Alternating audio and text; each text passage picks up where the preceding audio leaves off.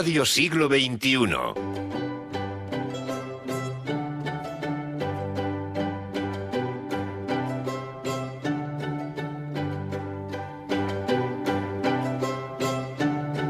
La escóbula de la brújula. Dirige y presenta Jesús Callejo en Radio Siglo XXI.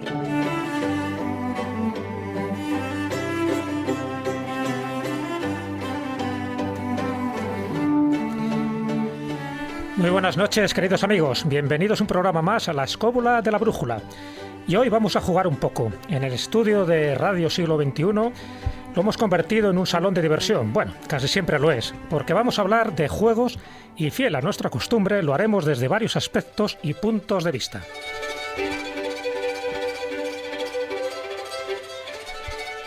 Hablaremos del parchís, del juego de la oca, de los juegos de cartas de la baraja española, del tarot, de los juegos de rol, hasta de la pelota. Porque el juego tiene un carácter universal. Las personas de todas las culturas han jugado siempre, y eso nos conecta no solo con nuestra parte más infantil, sino con nuestra parte más sagrada.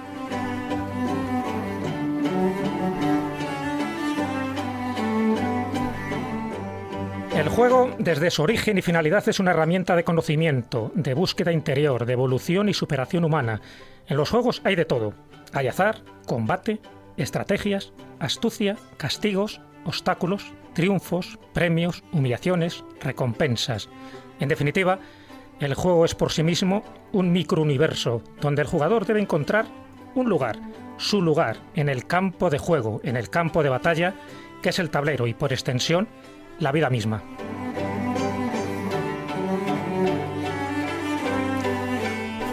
¿Os gusta este menú? Pues sin más preámbulos empezamos el juego, que para luego es tarde.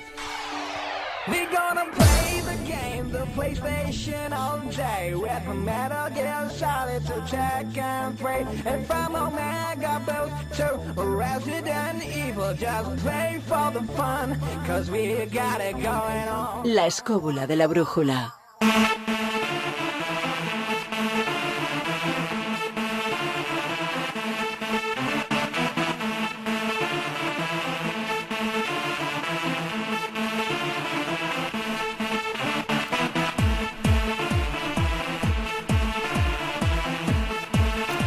Con este ritmo, para hablarnos de juegos, ahora que estamos metidos de lleno en el Campeonato Mundial de Fútbol, que se está celebrando en Brasil, tenemos a nuestro equipo de fútbol de Escobulandia.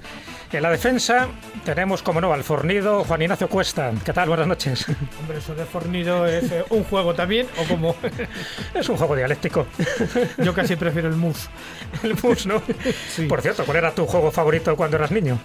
Cuando yo era niño, ¿Sí? Ya lo he dicho muchísimas veces, el tacón. Yo he jugado al tacón hasta aburrirme. Además, con actitudes absolutamente miserables, de procurar robar todos los tacones del prójimo. O sea, vamos. Y ganabas. Sí, siempre he ganado. En la banda derecha y en la izquierda a la vez, al ubicuo y ágil Miguel Zorita. ¿Qué Hola, tal? Buenas noches. ¿Qué tal? ¿Tu juego favorito? Pues el látigo, que era una especie de... Joder, ¿cómo estamos esta noche? Era una especie de salvajada que jugábamos cuando llovía, que resbalaba el patio. Entonces, agarrándonos todos de la mano, siempre sale algún niño volando por los aires y esas cosas. Y llorando. Sí, aprendimos física de las fuerzas centrípetas y centrífugas y salvajismo a la vez. Sí, y conocisteis el uso de la mercromina. Sí, también. Como delantero centro, al veloz David Sentinella. ¿Qué tal? Hola, buenas noches. Ha pasado un lindo gatito. Casi. ¿Tus juegos favoritos de pequeñito? Hombre, yo era mucho más sosegadito, a pesar de la rapidez, como dices. Yo era de tablero, yo era el ajedrez. A mí me gustaba el ajedrez, hombre. Luego me dedicaba también a otro tipo de juegos que tampoco no eran muy tranquilitos, el hockey sobre hielo, pero que es rápido, es duro, pero no es violento. Sí, ya era más bien un deporte, ¿no? Eso ya era deporte, no era juego, exactamente.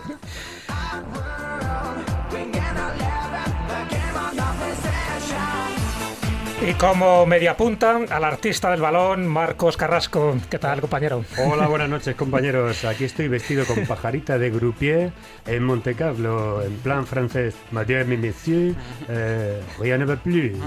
¿Cómo vivimos algunos, eh? Tampoco hay que dar envidia. Sí, sí. Oye, que mi juego os lo digo, era la antigua usanza, las bolas y las chapas. ¿Las bolas o los bolos? La bolita, la bola, bolita. las canicas. Las canicas. El toda la guá. vida. Haciendo guau.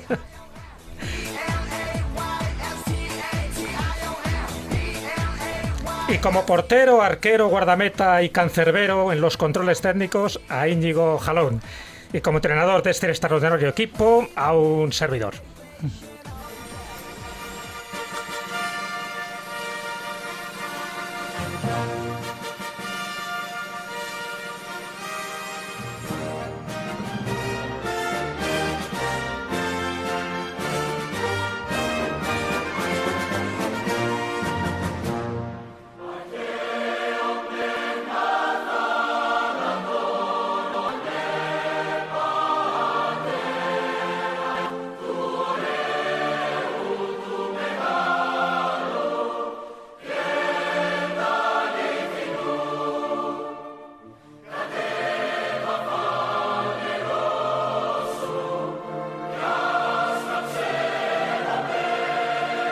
Estás escuchando La Escóbula de la Brújula en Radio Siglo XXI.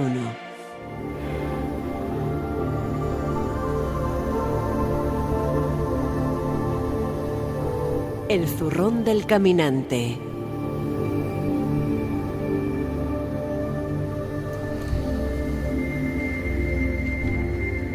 Hacía tiempo que no teníamos esta sección del zurrón del caminante, que bueno, de forma intrínseca, implícita, siempre la hemos tenido, ¿no? Con esas canciones del Maese Cuesta. Pero yo creo que esta vez era obligado porque relacionado con el juego están también asociados muchísimos lugares de poder, y en concreto relacionados con el Camino de Santiago, que luego hablaremos largo y tendido con uno de nuestros invitados especiales que tenemos en la otra línea del teléfono, a Mariano Fernández Urresti. Pero sí quería que nos hablaras, Juan Ignacio, de ese puerto de la Pedraja en los Montes de Oca, con tantas reminiscencias asociadas a esos juegos, muchas veces también relacionados con los caballeros templarios.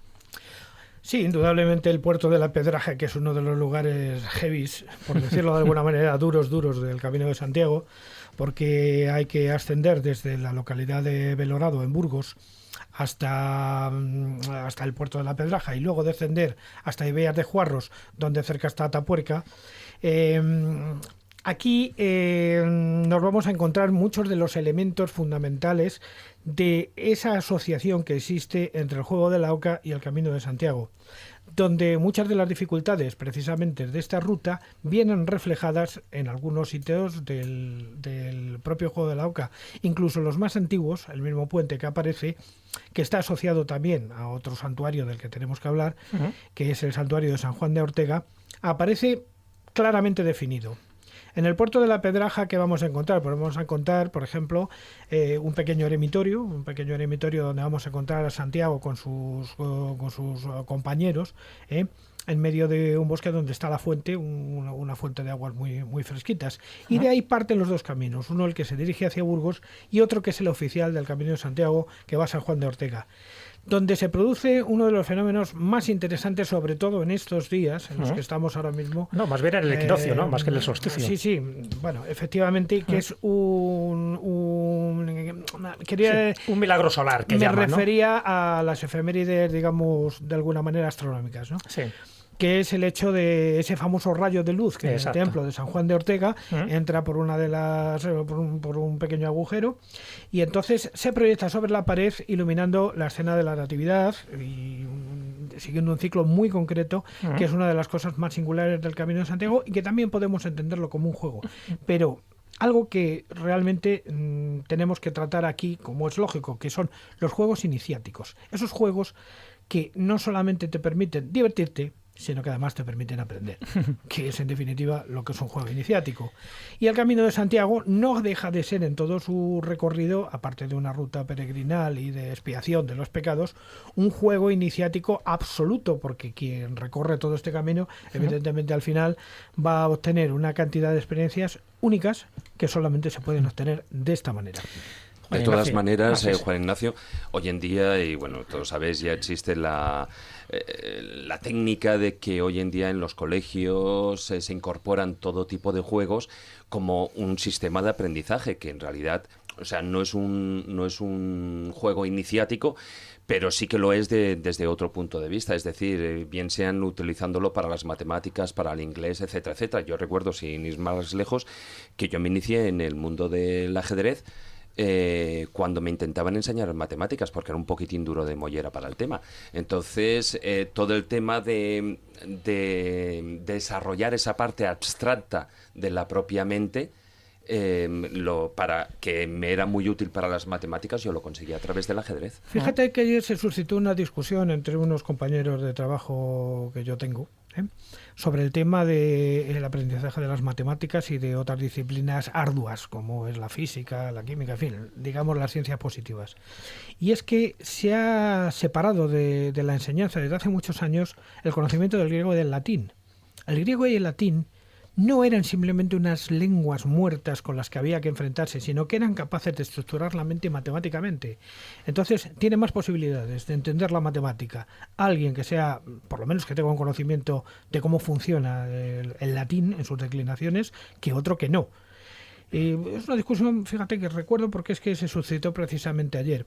Creo que la recuperación de estas lenguas clásicas, que son estructuradas perfectamente, llevarían a estructurar también las mentes en relación a las ciencias positivas. Sí, aparte que dicen, ¿no?, que la parte del cerebro que más desarrolla las matemáticas también es la que sirve para aprender idiomas. Quiere decir que tiene como una estructura matemática el aprender cualquier nuevo idioma, y eso hace que ejercites, ¿no?, ese otro hemisferio. Ahora lo entiendo, porque soy tan torpe. He sabido, por ejemplo, que los alemanes, quienes hablan alemán, tienen más facilidad para las matemáticas porque es una lengua estructurada de una manera absolutamente lógica. O sea, Ignacio, lo que tú dices es que concretamente no tiene sentido separar asignaturas de ciencias y letras, porque eso es lo que yo hace siempre es he una, sido, una frontera. Yo siempre he sido muy adalid de las humanidades. Siempre lo he sido. Hombre, es un hombre renacentista. Creo 100%. que el trivium y el quadrivium medieval deberían seguir vigentes a pesar de todo lo demás. Y la música. Hombre, y la música, por supuesto, la música también es matemática. Es matemáticas puras. Y si no, que alguien coja una partitura de Haydn o que coja una partitura de Mozart y que empiece a analizar. Pero no solo, sino muchísimo más antiguas. Ten en cuenta que el origen de la música viene en los estudios sobre la armonía de las esferas de Pitágoras. O sea, más no lo podemos poner. Y la naturaleza es matemática. Y también, como te dices, si todo es matemática, Dios es matemática. Por lo tanto, es el que está estructurando un poco todo eso en esa clave matemática con el número phi, la proporción áurea, la proporción sagrada. Pero bueno, no nos desviemos. Es verdad, yo estoy de acuerdo con vosotros que había que organizar y equilibrar esos dos hemisferios, ¿no? Ese hemisferio izquierdo, que es la parte intuitiva, con ese hemisferio derecho, que es la parte más racional, y desde luego seríamos todos mucho más sabios y mucho más equilibrados. Pero volviendo a ese Camino de Santiago, que también está equilibrado y que no deja de ser una especie de columna vertebral, cuando hablabas de San Juan de Ortega, además de ese fenómeno solar, ¿no?, que se produce en el equinoccio de primavera y el de otoño, ¿no?, que es curiosísimo cómo incide en ese capitel, es curioso porque relacionado con el juego de la oca hay dos puentes.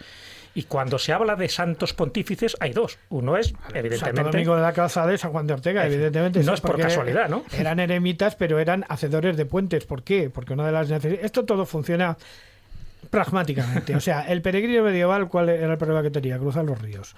Entonces, estos eremitas que ejercían, digamos, su mística trabajando como hacedores de puentes, pero físicos, o sea, hacían puentes. De hecho, Santo Domingo de la Calzada es el patrón de los ingenieros. Claro.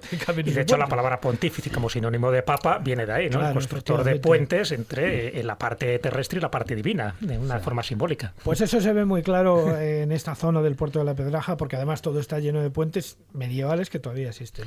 Y nos has traído una música, ¿cómo no? Pues sí, he traído una música del Camino de Santiago que tiene que ver todo esto y que pertenece a uno de los grandes tesoros culturales de la humanidad, que fue recopilado de alguna manera por Alfonso X el Sabio, que no fue el autor de todo, porque parece ser que aquí intervino mucho un asesor suyo que se llamaba Airas Nunes. Era sabio, pero no tanto, ¿no? Dejaba escribir a otros. Bueno, donde recogió... de hecho, fíjate que Alfonso X el Sabio recoge el libro de los juegos, que es bueno, sí, claro, el libro del ajedrez, el libro del uno de los libros ajedrez. más antiguos del ajedrez es suyo. Claro. Aparte de astronomía también, que sabía... Iba a decir un huevo, pero sabía un huevo cósmico. Bueno, pues una de las cantatas más famosas de las cánticas Lord de Santa María la Virgen. Vamos a hacerlo. Hoy no he traído la guitarra, pero sí he traído otros sones para acompañarme.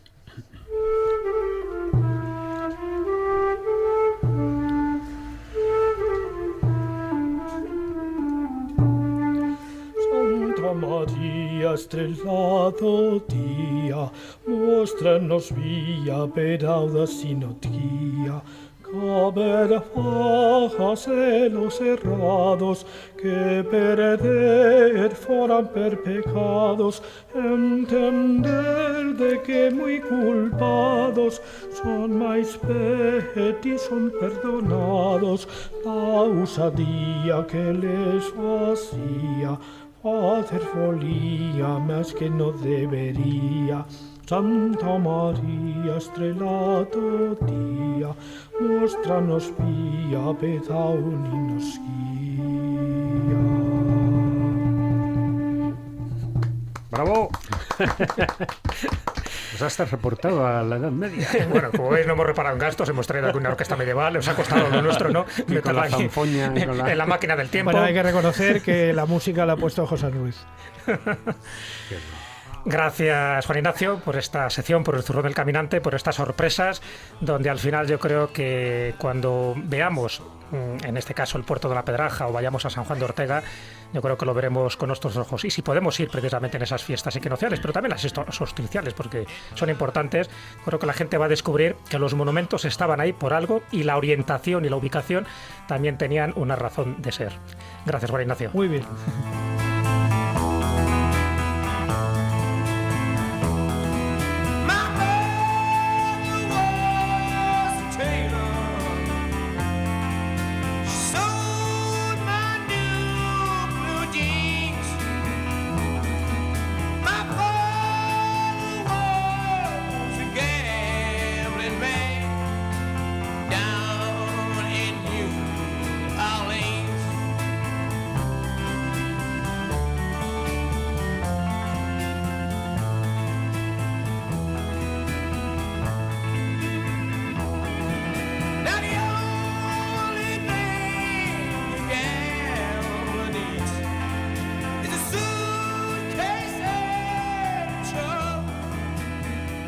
Estás escuchando La Escóbula de la Brújula.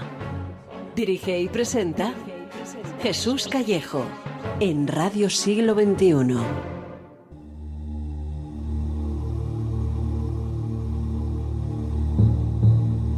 El taller del pintor.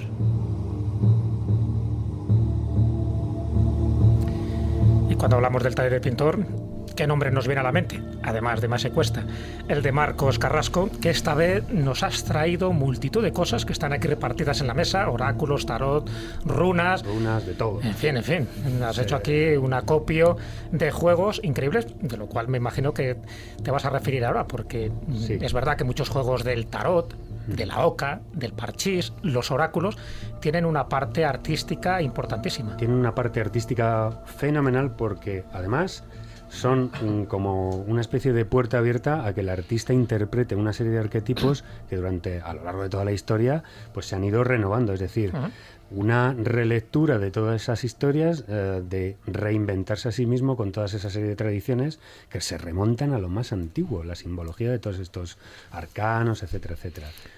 Fíjate, además en tarot, con independencia de la interpretación simbólica, que luego hablaremos también en ellas, muchos grandes artistas, incluido Dalí, han hecho sus representaciones del tarot para darle también su toque especial, también conociendo yo creo que las claves simbólicas. Lo mismo pasa también con los oráculos. Claro, los oráculos, tanto como en el tarot, es necesariamente una serie de imágenes que a todo artista le gustaría linkarle el diente, como así decirlo, ¿no? Entonces, yo he traído hoy 3 artistas, 2 occidentales, concretamente españoles, además que están vivos, están creando, son absolutamente contemporáneos y actuales, y uno oriental para compararlos, ¿no? Uno de ellos es una chica, Victoria Francés, nacida en Valencia en 1982. Ella se dio a conocer con los salones del cómic, etcétera, y entonces, bueno, está muy vinculada con el tema del arte gótico, del arte contracultural gótico. Como sabéis, es una subcultura que nace en el Reino Unido a finales de los 70, que es una derivación del post-punk y comparte, como ya saben los oyentes, pues todo el tema del cuero negro, los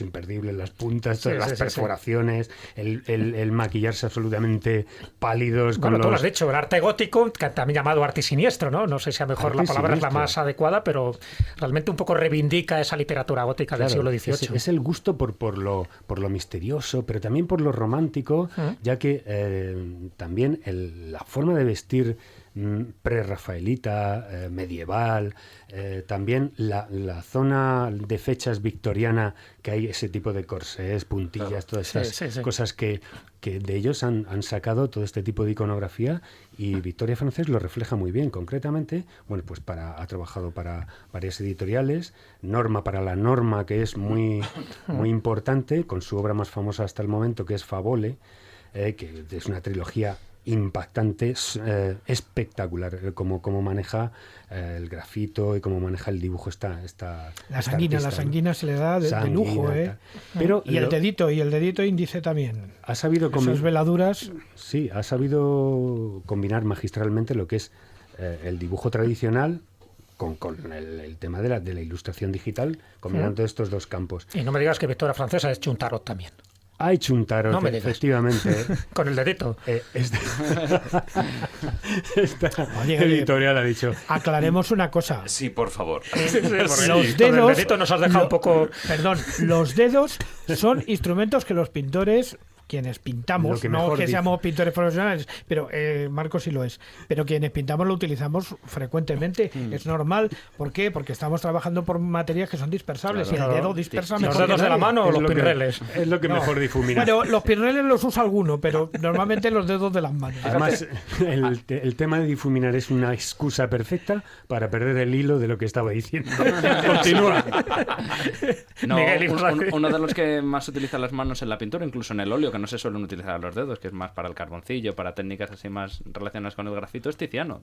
Los últimos cuadros de Tiziano están llenos de sus huellas dactilares porque bueno, Leonardo da Vinci también se ha descubierto huellas de sus dedos, porque bueno, era lógico, pero no porque utilizara el dedo para pintar, sino porque a la hora de coger el lienzo, pues quedaba ahí impreso, ¿no? No olvidéis una figura controvertida, pero que ha existido, que es Casparetto, con sus cuadros que los hacía con los dedos. Y Medrado, que sigue hoy en día también, y que sigue perfeccionando la técnica. Sí. Fijaos que para los oyentes despistados, perdona Marcos, estamos hablando de pintores que pintan mediúnicamente, es decir, incorporan supuestamente a espíritus para incorporar en sí a esos grandes pintores del pasado. Pero bueno, que esto no es nuevo, que si os acordáis, las cuevas, las pinturas de Altamira están hechas ni más ni menos que con la yema de los dedos. Hombre, claro. Con las manos. Yo he visto las restauraciones, concretamente el que hizo la reconstrucción y la reproducción fue compañero mío de Bellas Artes, y reproducían con las palmas de las manos, con la yema de los dedos,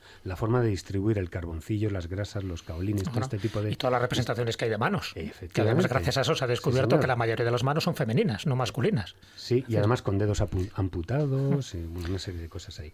Bueno, os quiero traer a otro artista que, es lo contrario. Quiero decir que yo aquí traigo un poco la idea de que los estilos en pintura Esto es una frase de Joaquín Sabina que me encantó y lo traigo a colación, puesto que dijo en una ocasión la siguiente frase: los estilos artísticos nacen de las carencias. Y digo, bueno, a ver, ¿esto cómo es? ¿Nacen de las carencias? Por ejemplo, Goya no tiene una facilidad para el trazo, para el dibujo, y lo que hace es que desarrolla una obra pictórica increíble, ¿no? Un músico, a lo mejor, imaginaos, Leonard Cohen no tiene una voz, pero sin embargo tiene una profundidad en recitar sus versos acompañados de música increíble. Es decir, sacas de donde no hay. Entonces, este artista, el llamado Necro, con K, no dibuja manualmente, pero hace unas fotocomposiciones. ¿También es español? Es español. Será un seudónimo, evidentemente. Es nacido en Ogrove, Pontevedra, en 1983, y lo que desarrolla es el director de arte, bueno, pues como lo fui yo en su día, manejando absolutamente todo el tema de ordenadores, hace dibujos con una infinidad de capas tremenda. Un dibujo de estos puede tener 170 capas con un montón de acumulaciones de historias. Pues, ¿qué es lo que tiene? Pues es un gusto por lo que es el barroco, los dibujos abigarrados, que nos recuerdan un poco pues a los repujados toledanos, a la ornamentación, a la orfebrería, a las vidrieras medievales.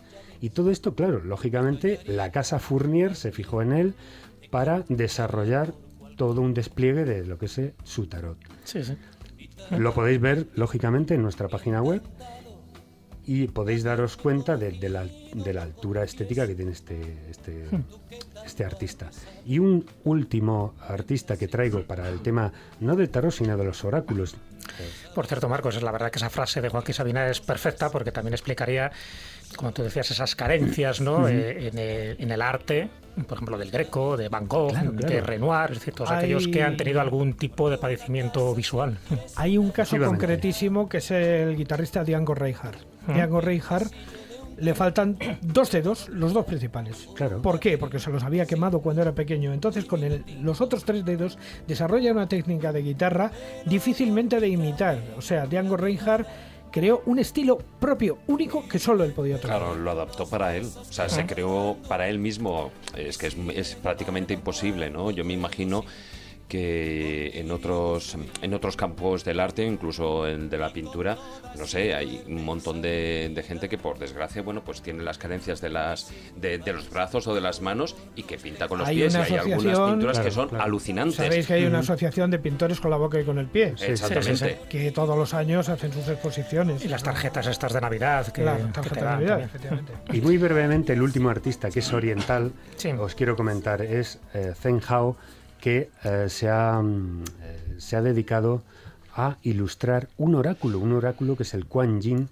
y os digo brevemente de qué forma está compuesto este oráculo. El oráculo de Kuan Yin, o Buda de la Compasión, es uno de los más populares en el sur de China y se consulta tanto en templos budistas como en taoístas.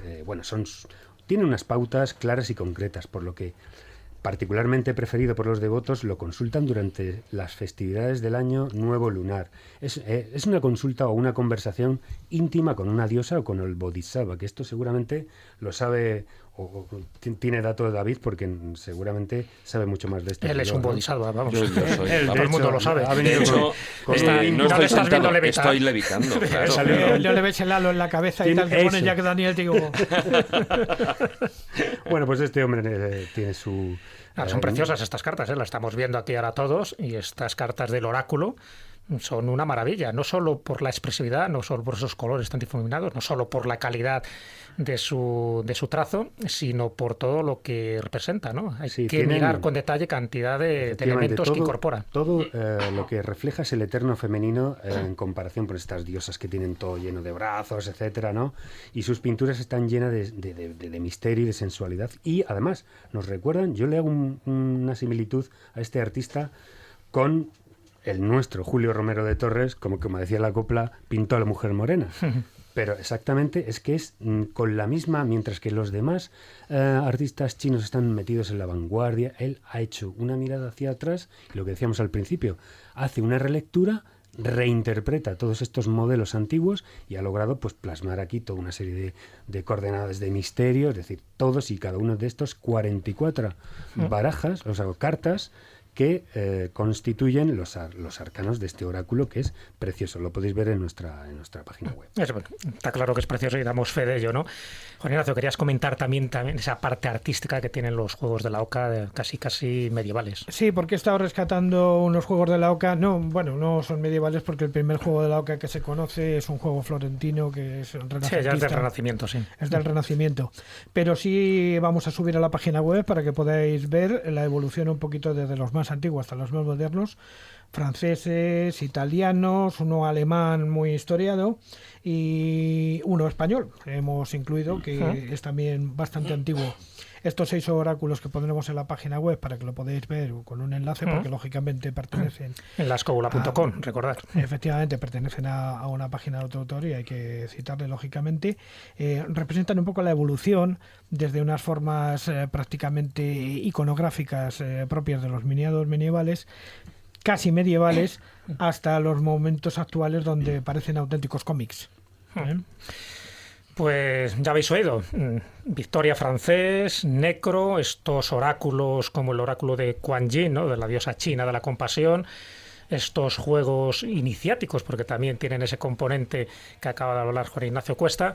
En fin, tantas y tantas cosas en este taller del pintor, donde no podemos olvidar que a veces las imágenes valen más que 1000 palabras, y a veces un oráculo, un tarot bien dibujado, bien expresado, directamente al corazón o al alma de aquel jugador que sepa las claves, que sepa las reglas del juego, desde luego le va a dar muchísimo conocimiento, en este caso, conocimiento interior de uno mismo.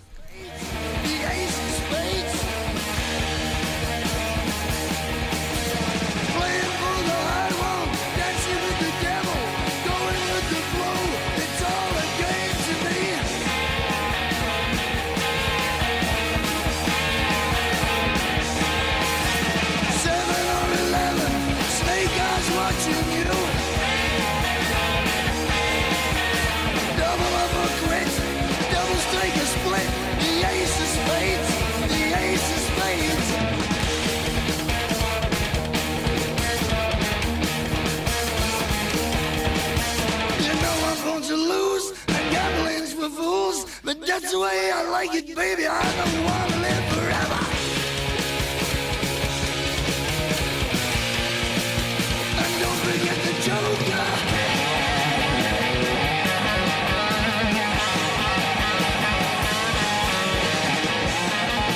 La escóbula de la brújula.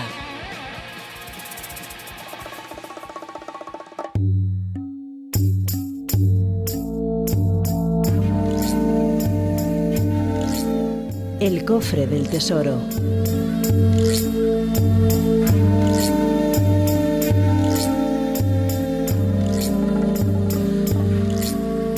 No me atrevo a preguntar lo que puede haber dentro de este cofre del tesoro, porque me da a mí la sensación de que va a haber toda una fortaleza, la famosa fortaleza Antonia, pero no tanto por la fortaleza, por esta construcción romana ya hecha en la época de Herodes el Grande, sino porque ahí los soldados romanos jugaban, claro, tenía que repartirse el tiempo entre ejecución y ejecución, ¿no?, y entre desfile y desfile, y muchas de esas manifestaciones lúdicas quedaban luego reflejadas en el suelo, en este caso en el suelo de la fortaleza Antonia, que es como uno de los lugares obligados a aquel que va a Jerusalén y quiere hacer un poco como esa vía, la vía dolorosa de Jesucristo. Pues una de las paradas obligadas casi sería esta fortaleza Antonia. Lo que pasa es que me parece que la vía que aparece ahora actualmente para los turistas no es la misma que había hace 2000 años. No tiene mucho que ver.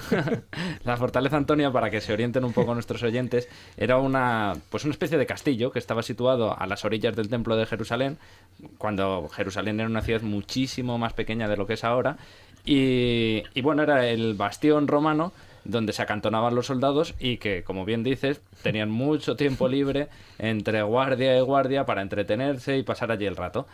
Precisamente gracias a eso, sabemos que en el losado del patio, digamos, que tendría ese claustro, ese castillo, en la parte del claustro, digamos, en la parte cubierta, aparece una serie de inscripciones, una especie de grabados en la piedra, que son realmente curiosos, porque posiblemente, mira que muchas veces se habla de cuáles son las reliquias que fuesen auténticas dentro de la pasión de Cristo, que hay millones de dudas en todas, una piedra con la que tropezó de camino al Calvario, todas estas y con cuestiones. Millones te has quedado corto. Exactamente. O incluso, mira, como bien decías tú, hay una de las reliquias que es la mano que puso Jesús en la Vía Dolorosa, sí, y tal, y aparece grabada en una de las paredes de esas calles de Jerusalén. Pues bien, teniendo en cuenta que el suelo real por el que pisó Jesucristo estaría como unos 6 metros de profundidad, o Jesucristo medía 6 o 7 metros, o aquella reliquia no tiene ni pie ni cabeza. O algo falla ahí, ¿no? Claro, pero sin embargo... La fe es importante también en estas cosas. Bueno, ojo, igual hicieron como con el templo de Abu Simbel. Igual lo trasladaron, ¿eh? Oye, todo sí, es pero posible. en este caso lo trasladaron para abajo. Lo cierto es que esta de la que vamos vamos a hablar hoy, este grabado que aparece en el suelo de la Fortaleza Antonia, sí parece tener mucho más sentido a nivel arqueológico que el resto de estas cuestiones. ¿Por qué? Porque precisamente se sabe que, dado el estrato en el que está, sí se podría datar aproximadamente en el siglo I, y se sabe que puede guardar relación con uno de los episodios de la Biblia. Uno de los episodios que además se menciona en los 4 evangelios, sobre todo en el de Mateo y en el de Juan, que hacen una especial incidencia en qué tiene de importancia este grabado. Y es precisamente en el capítulo 27 de San Mateo y en el 19 de San Juan cuando se habla de que los soldados romanos se echan a suertes las prendas de Jesús. Dicen concretamente que se repartieron entre sí los vestidos y sobre sus ropas se echaron a suertes. Pues bien, eso, que lógicamente si eran soldados romanos tendría que ser echar a suertes en uno de sus juegos, parece que tiene sentido con este grabado, porque el grabado en sí es un alquerque, o como se llamaría en aquel entonces, ya que su origen es de la zona de Oriente Medio, un alquircat, que luego se castellanizó, se fue modificando hasta lo que hoy conocemos como alquerque. Pues bien, es curioso también que la importancia de que se echasen a suerte las vestiduras cumplía una profecía, ya que el Salmo 22 dice precisamente eso, que los malhechores del Mesías se repartirán sus vestiduras. Se cita textualmente lo mismo, se repartieron entre sí mis vestidos y sobre mi ropa echaron a suertes. Pues bien, ¿sabes cómo empieza ese Salmo 22 con el que se cumple esta profecía? ¿Cómo empieza?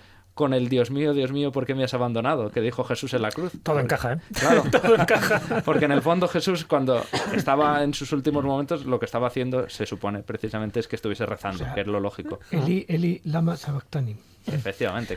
Y además con esa voz agónica. Casi. Bueno, te pasa la boca. Luego además es curioso porque todo este tema del alquerque se traslada precisamente gracias a los romanos a toda Europa, se exporta, digamos, de la zona de Oriente Medio, aunque parece ser que también tiene su origen en Egipto, a todo Occidente, y luego lo vemos representado pues en multitud de atrios, de claustros, de iglesias, de catedrales. Me estoy acordando ahora, por ejemplo, en Beleña de Sorbe hay uno de estos grabados, en la Catedral de Orense hay un montón. Y hay un calendario agrícola En también. Río Lobos hay 2. Sí, por ejemplo. Es el antecesor, digamos, de las damas. Luego es el mismo sistema, básicamente. Se juega con dados, evidentemente. No. Ah, no, mira. El alquerque... es que, claro, eso es otra de las problemáticas. Porque es una de las cosas que decían, que se habían sorteado las prendas de Jesús tirando a los dados. Claro, con lo cual, encajándolo ahí con el alquerque, digo, a ver si... No. Precisamente, lo de los dados es una representación pictórica. Cuando se representa que los soldados están jugándose las ropas de Jesús, es mucho más fácil representar unos dados que ves claramente que es un juego, que el alquerque, que son unas piedrecitas en el suelo. Que es más complicado entonces, de representar. Les ves a los romanos mirando unas piedras al suelo y no sabes ni que están jugando ni nada. Sí, les ves ahí, vamos, se han quedado de piedra. ¿Qué estarán haciendo? Apostando, ¿no? Pero ¿se juega todavía al alquerque o es un juego ya pasado? Hombre, es que como las damas lo sustituyeron, pues... Pero hombre, se podría recuperar facilísimamente, yo creo. E incluso no me extrañaría que hubiese empresas que se dedicasen a la recreación de este tipo de juegos. Hay unas damas hexagonales que se podrían parecer en parte, ¿no? Sí. Esto se basa en una estructura que son 4 cuadrados dentro de otro cuadrado de mayor superficie, los cuales están divididos de forma diagonal y de forma horizontal y vertical. Esto hace que salgan unas líneas rectas y perpendiculares y oblicuas entre sí, que es lo que permite los movimientos que en sí se hacen con las damas en el juego que conocemos actualmente, vamos. Que es un poco también el 3 en raya, aunque es más fácil, ¿no? Y más básico. Es como la evolución del 3 en raya. 3 en raya, ¿no? Claro, que es el 4 en raya, todo el mundo lo sabe. Es un paso más adelante. O sea, que entonces recomendamos ese lugar para el que vaya a Israel, para el que vaya a Jerusalén, porque es un lugar turístico, es decir, que se puede ver. De hecho, pondremos la foto también en nuestra página para que la gente vea también que no solo había ese juego, sino, bueno, otro tipo de representaciones al lado de supuestos juegos que hacían estos romanos, ¿no? En el pavimento de la calzada romana. Ha habido quien ha interpretado este juego, más que como el alquerque, como el juego de las burlas o el rey de las burlas, que era pero no era exactamente un juego, era una especie de tradición o de rito que se hacía durante las Saturnalias, en las cuales a un personaje se le proclamaba rey, se le vestían con vestiduras de rey y tal, y luego al fin se le daba como una vida de rey durante un día y posteriormente se le sacrificaba. Sí, que la Edad Media era un poco la fiesta del obispillo, la fiesta del asno. Exactamente, luego se cristianizó de esa manera. Sí. Lo que pasa es que se suavizó mucho, porque el protagonista... Sí, ya no se le cortaba la cabeza, exactamente, ¿no? El protagonista del Rey de las Burlas acababa muerto sacrificado a Saturno. Bueno, se suavizó mucho, pero al final siempre le elegían al tonto el pueblo, que es el que le vestía, ¿no? Claro. De esa guisa para que entrara además en la iglesia y en la catedral. Claro, por eso dicen que los soldados romanos visten a Jesús con la túnica púrpura y le ponen la corona de espinas como burlándose de él. A ver, pero no creo yo que sea exactamente el Rey de las Burlas, porque me extraña mucho porque claro, eso... Porque no eran las fiestas de la Saturnalia en aquel momento. Claro, las Saturnalias eran en diciembre. Y además, si admitimos eso, tendríamos que admitir que los romanos terminaron sacrificando a Jesús al dios Saturno, lo cual es un poco controvertido. Es sacarlo a nivel de histórico. contexto, claro, la verdad. Claro. Si fuera Barrabás, era bueno, otra cosa. a lo mejor sí. Muy bien, Miguel, pues muchas gracias por ese juego del Alquerque que nos has traído de 2000 años de antigüedad, ni más ni menos, pero que en parte justificaría ese aserto bíblico, ¿no? Evangélico, donde se repartirían las escrituras, las vestiduras de Jesús. Aquí me quedo con Longinos echando una partida. Con Longinos, ten cuidado que tiene una mala lanzada.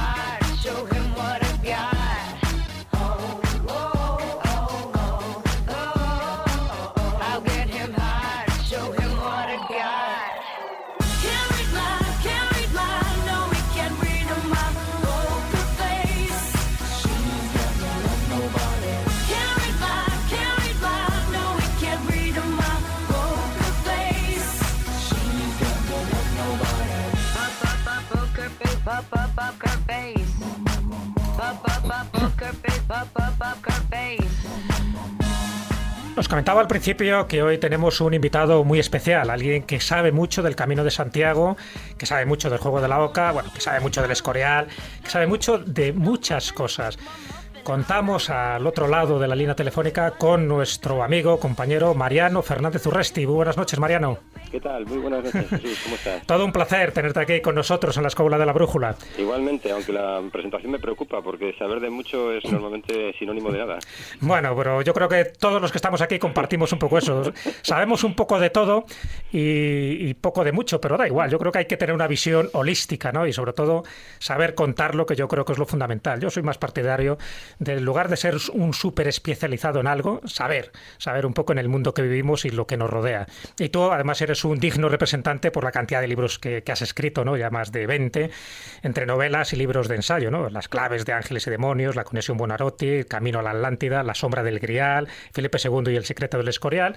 Pero el libro que hoy traemos a colación en esta noche es uno de aquellos que a nosotros nos resuena por dentro, porque de alguna forma participamos un poco pues en esa filosofía de la que tú también participas, que es esas claves perdidas del Camino de Santiago, un libro que acabas de publicar hace muy poquito con Libros del Olivo, y que en parte no es como una vuelta de tuerca a un libro que escribiste en el 2004, que era Un viaje mágico por el Camino de Santiago, de oca a oca por el Camino de las Estrellas, y que ahora me imagino que cuando lo titulas así, Las claves perdidas del Camino de Santiago, es porque quieres dar a conocer esas claves perdidas que por desgracia se han quedado en el camino.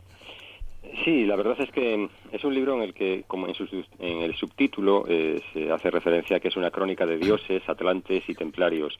Y por ahí va, porque al principio lo que hago es hablar de lo que pudo haber sido una edad dorada, una edad de oro de la que todas las mitologías hablan. Es el tiempo de la Atlántida, es el tiempo de Telenti en Egipto, es el tiempo del Jardín de las Hespérides, del Edén, el tiempo en el que, no sé si metafóricamente o no, el hombre era inmortal. Y ese tiempo se quebró. Hubo un momento en el que podemos llamar pecado original para que nos entendamos. Hay una quiebra de la ética, llamémoslo así. Algo sucede y parece como que eso arrastra físicamente a aquel lugar y desaparece. Desaparece, es el momento también de los Noés, es el momento del diluvio, y lo que propongo es una prehistoria del Camino de Santiago, algo que también pues otros autores como Atienza habían escrito, probablemente con mucho más acierto que yo, la posibilidad de que supervivientes de aquel tiempo perdido, de aquella civilización, hubieran arribado a determinadas costas de Occidente, en Galicia, ya que estamos hablando del Camino de Santiago, y tal vez el Camino de Santiago, el peregrinaje, se convierte en una especie de sueño colectivo, una búsqueda del lugar al que arribaron los instructores en un tiempo verdaderamente herrumbroso, tanto que no sabemos situarle. Quizás, quién sabe, más allá de 10.000 antes de Cristo, aunque esto es una verdadera herejía histórica, ¿no? ¿Tú crees que hay muchos enclaves noélicos todavía en la península ibérica, en concreto en el norte, en concreto en Galicia, en concreto Sí. Noya, por ejemplo? Noya, por ejemplo, sí, la leyenda dice que fue fundada la ciudad por Noela, nieta de Noé, y no es ese el único lugar. El padre Mariana mencionaba también que una nieta de Noé, creo que la propia Noela, había fundado Gijón. En Cantabria, aquí de donde te hablo, tenemos Noja. Hay muchos lugares donde, bueno, pues cerca de Llanes está el ídolo de Peñatú, que algunos le dan muchas interpretaciones. Probablemente la que yo vaya a proponer ahora sea la menos acertada, pero la menciono. La posibilidad de que esos instructores, los tubalitas, los seguidores o descendientes de Tubal, nieto de Noé, hubieran estado por aquel lugar. Yo creo que esa posibilidad, la de los supervivientes, porque cuando hablamos de Noé hablaríamos de un conjunto humano, de un grupo humano, no de un único personaje. Tal vez por eso aparecen Noés en todas las tradiciones, en Sumer, en la epopeya de Gilgamesh, en tantos lugares, ¿no? Esos instructores llegaron e instruyeron, valga la redundancia, y probablemente utilizaron como pizarra, como encerado, un material duradero, no diré imperecedero, pero muy duradero, la piedra, ¿no? Juan Ignacio, tenías una pregunta para Mariano. No, si la conté. Hola, Mariano, ¿cómo estás? Hola, ¿qué tal? No, estamos aquí en comandita, todos estamos atentos a las palabras que dices. Ya sabes que Juan Ignacio, otro gran conocedor de ese Camino de Santiago oculto, el más secreto, el más iniciático, pero que también hunde sus raíces en esas épocas paganas. Sé que ha escrito, y los he leído con mucha atención, varios libros sobre el tema, y es un verdadero especialista. Un fuerte abrazo. Hola, Mariano. Muchas gracias, igualmente para ti. Que te decía que efectivamente citar la posibilidad de muchos Noés, y ahí tenemos al, digamos, quien nos ha abierto a todos los ojos con este respecto, que fue James Fraser, ¿no? La rama dorada. En la rama dorada, con sus estudios, nos ha puesto sobre Noés sudamericanos, Noés en todas las partes del mundo prácticamente. Pero el más antiguo es el sumerio, ¿no? Sí, hombre, evidentemente. Estamos ante el Gilgamesh, Upanistim, en fin, toda esta... Oye, Mariano, una cuestión que un poco reconduciéndolo al tema que estamos tratando hoy en la Escuela de la Brújula, que son los juegos del conocimiento y en concreto el juego de la oca. ¿En qué momento se empieza a asociar el Camino de Santiago con las casillas, con esas 63 casillas del juego de la oca? Yo diría que hay un momento también impreciso, que yo, por lo menos para mí, en el tiempo en el que creo que muchos saberes, muchos conocimientos llegaron a Occidente desde Oriente en valija diplomática, podríamos decir, ¿no? Y lo hicieron camuflados pues de muy diversas maneras, pues en partituras, en textos y también en juegos. Y el del juego de la oca es uno de ellos. ¿Cuándo se vinculó con el Camino de Santiago? Pues probablemente desde el primer momento, porque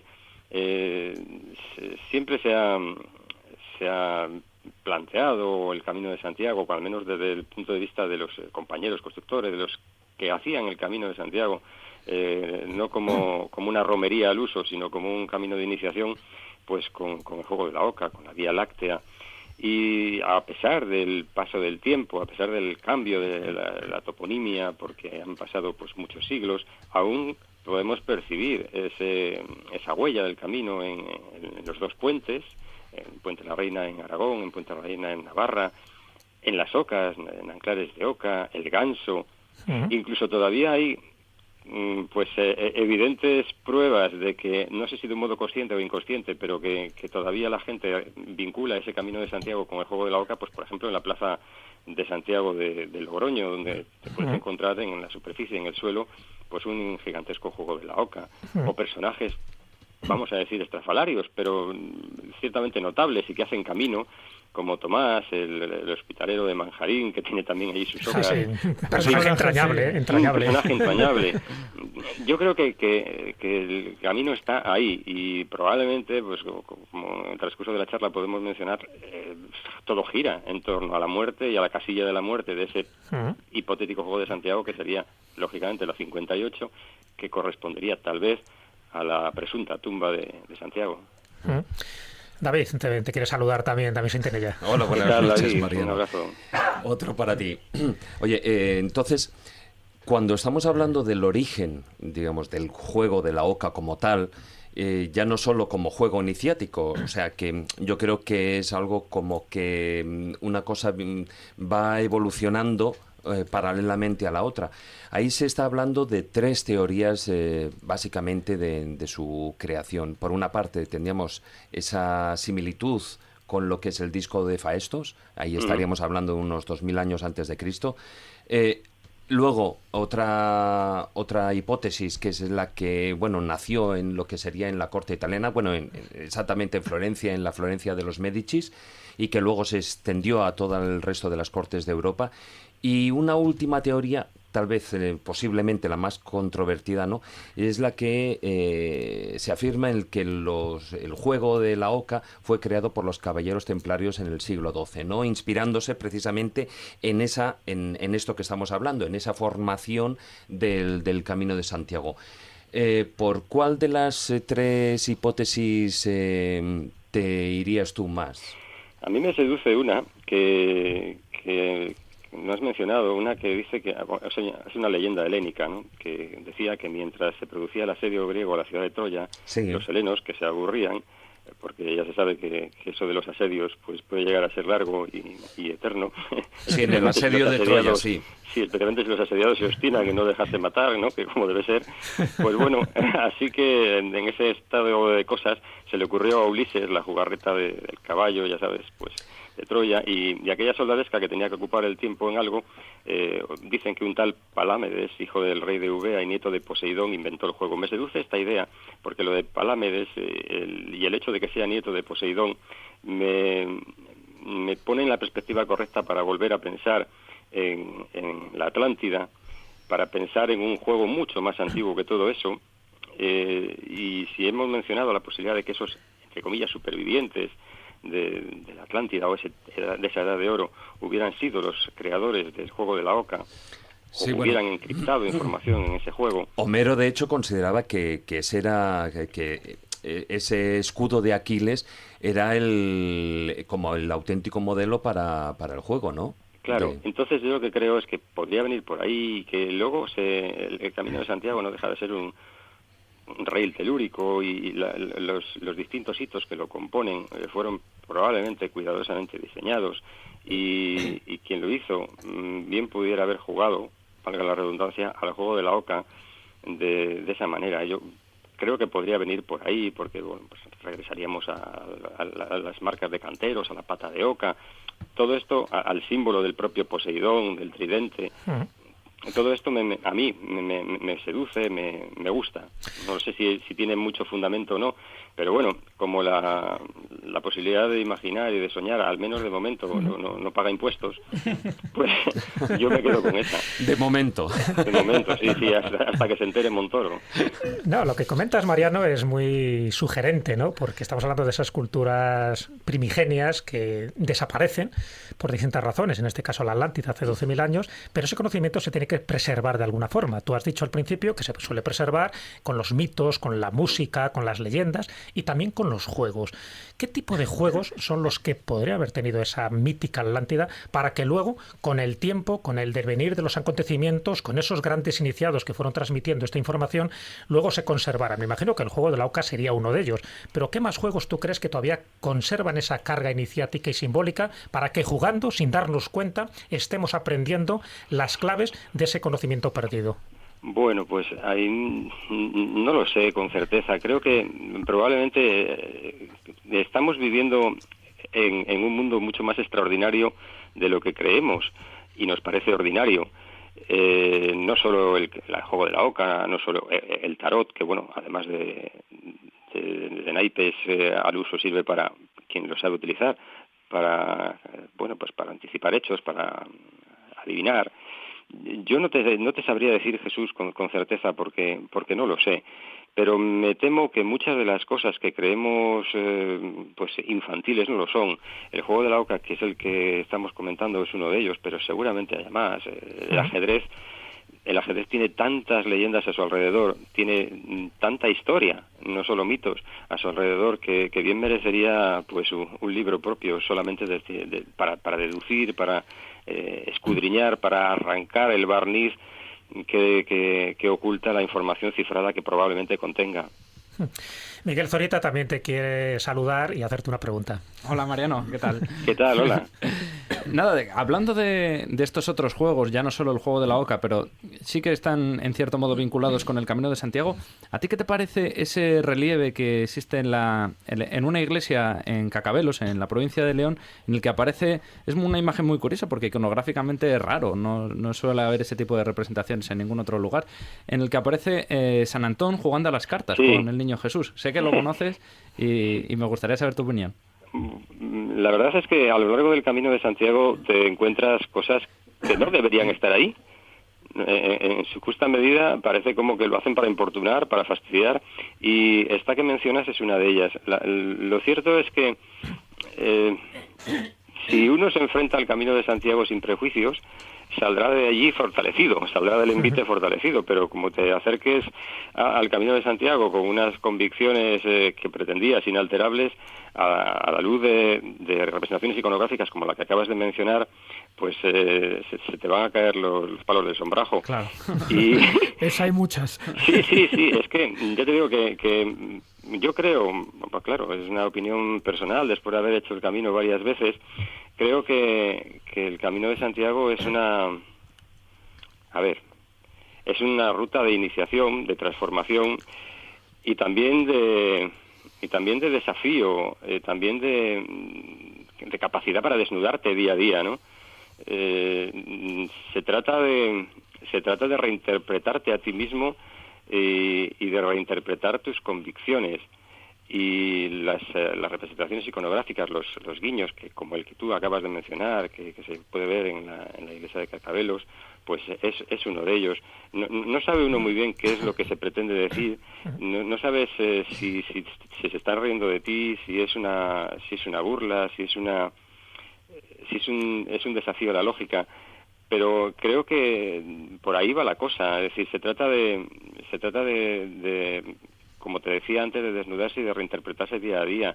Y en eso te ayuda, por lo menos a mí me ayudaba cuando hacía el Camino de Santiago, pues el encontrarte con personas cada día diferentes, porque yo hacía el Camino de Santiago en bicicleta, lo cual tiene desventajas, pero también alguna ventaja. La ventaja era que, al contrario del caminante, casi haces el Camino de Santiago siempre con las mismas personas. Con la bicicleta pues tienes la oportunidad de cada día encontrarte con nuevas personas diferentes, ¿no? Y eso te enfrenta a realidades distintas, sobre todo porque proceden de distintos países, ¿no? Y bueno, pues a veces parándote en determinados lugares y escuchando las exclamaciones de asombro o a veces hasta de desagrado ante algunas cosas, pues ibas aprendiendo. No sé, la iconografía que digamos la representación que tú has dicho, pues efectivamente algunos representan a ese supuesto fraile jugando con el niño Jesús como San Antonio. Si así fuera, pues tenemos a los antonianos otra vez dando vueltas como sucede y con la Tau, ¿no? Con otro de esos símbolos sagrados también, sí, la Tau. Efectivamente. Resulta la verdad que divertido y extraño al mismo tiempo ver cómo, vamos a decir que San Antonio pues le entrega al niño Jesús un 4 de copas, ¿no? Mientras que Jesús le da un 5 de oros, creo recordar, estoy hablando así de memoria. Sí, creo que sí. Y también me parece que era Atienza el que, bueno, pues eso, veía algo así como pues lo mundano en el palo de copas y una metáfora de lo espiritual, de la alquimia en los oros. Y ya te digo que son desafíos continuos, ¿no? Yo creo que esa es la clave, ¿no? Precisamente, el que sea un desafío para la mente, porque si algo está y no debería estar, es por alguna razón, y eso sirve ya para que medites, o por lo menos para que te des cuenta de dónde está la heterodosia de ese mensaje o claro, de ese objeto. Yo qué sé, en la iglesia de Nuestra Señora de Sors, ¿no? De los huertos en Puente la Reina, pues ¿quién iba a pensar que te ibas a encontrar a un Jesucristo crucificado sobre una pata de oca y no sobre una cruz, como es debido? Efectivamente, como Dios manda. Cristo renano, ¿no? Del siglo XIV. Claro, exactamente. Y así, pues, tantas cosas, ¿no? Sí. Bueno, pues, ¿por qué demonios en la catedral de Jaca, en el tímpano oeste, te aparece hay unas inscripciones que traducidas te dicen que debes de limpiar tu corazón de todo vicio mundano si no quieres experimentar una segunda muerte? ¿De qué diablos hablaban? Como tal vez en el libro en el juicio de los muertos egipcio, tras la pesada de almas. Claro, pues no será un rito de paso. A que tu corazón sufría en efecto una segunda muerte al ser devorado por el monstruo, ¿no? Que está allí acechante. No lo sé. Yo lo que sí creo es que el Camino de Santiago es, como os decía antes, en mi opinión, es un viejo sueño, un sueño colectivo, de que y el secreto último es trascenderse a sí mismo, ¿no? Probablemente si lo haces con esa conciencia, si como cuando llegas a la oficina del peregrino ahí en la Rúa do Vilar y te preguntan ¿y usted por qué ha hecho el Camino de Santiago? Hombre, si le dices esto probablemente no te den la Compostela, pero lo cierto es que ese debe ser el reto, es decir, bueno, para empezar no me voy a quedar aquí, oiga, mire, voy a seguir hasta Finisterre, voy a seguir hasta Noia. Estoy aquí de paso y mi objetivo último era conocerme y transformarme, ¿no? Ese es un poco lo que yo creo que hacían los canteros. Yo creo que esa es la clave, ¿no? Y en el juego de la oca, regresando al juego de la oca, era eso en efecto lo que sucedía. Si se trataba de regresar al Edén, al centro de la oca, donde la oca vive feliz, plácida, y presuntamente en el Edén el hombre era inmortal, para lo cual había que trascender la casilla 58, que es la de la muerte. Es lo mismo. Claro. En el fondo hay una similitud, ¿no? Con el que hace el Camino de Santiago, con el que juega una partida del juego de la oca. No deja de ser un viaje ritual, un rito de paso. El tablero de juego es un imago mundi, donde tú empiezas a caminar a través de ese camino, de ese universo, de ese microuniverso que es tu identidad personal, que está representada en la ficha del juego, y luego pues tienes que ir pasando de distintos avatares, circunstancias, en fin, tienes que estar con puentes, posadas, pozos, el laberinto, la cárcel, la muerte, cómo no, y todo eso en el fondo es un trasunto en petit comité de lo que es la vida en sí, del ser humano a nivel particular y de la humanidad a nivel general. Ese microcosmos lo encuentras en el camino, porque a lo largo de él te vas a encontrar sorteando en la medida que puedas pruebas, ¿no? Claro. Pruebas que bueno, pues a veces dices, bueno, son cosas que en el momento que las estaba viviendo no las entendí, pero las comprendí a posteriori. Si tenemos 30 segundos, os cuento, por ejemplo, una de esas pruebas, en mi opinión, que a mí me tocó vivir. Cuenta. Sí, mira, es una cosa muy curiosa que no, si somos cotillas, no te preocupes. escuchado en voz alta puede parecer menos interesante que cuando uno lo vive, pero en la primera ocasión que yo hice el Camino de Santiago, pues yo soy una persona bastante ordenada y bueno, llevaba más o menos estructurado lo que tenía que hacer y por dónde tenía que ir, y subiendo, bueno, había llovido muchísimo, yo subía en bicicleta por el Monte del Perdón y era en Navarra, de Pamplona hacia Puente la Reina, era imposible rodar en bicicleta, de modo que tuve que subir con la bici al hombro y sus mochilas correspondientes durante 45 minutos. Cuando llegué arriba, pues volví a mirar hacia atrás y vi a dos personas que me hacían señas, a las que yo a mi vez, pues muy educado, les hice también señas, pero lo que yo ignoraba era que me estaban advirtiendo que se me habían abierto las mochilas de la bicicleta, se me había caído toda la documentación y la había perdido. Curiosamente, estaba en un lugar que la leyenda llama la Fuente de la Reniega.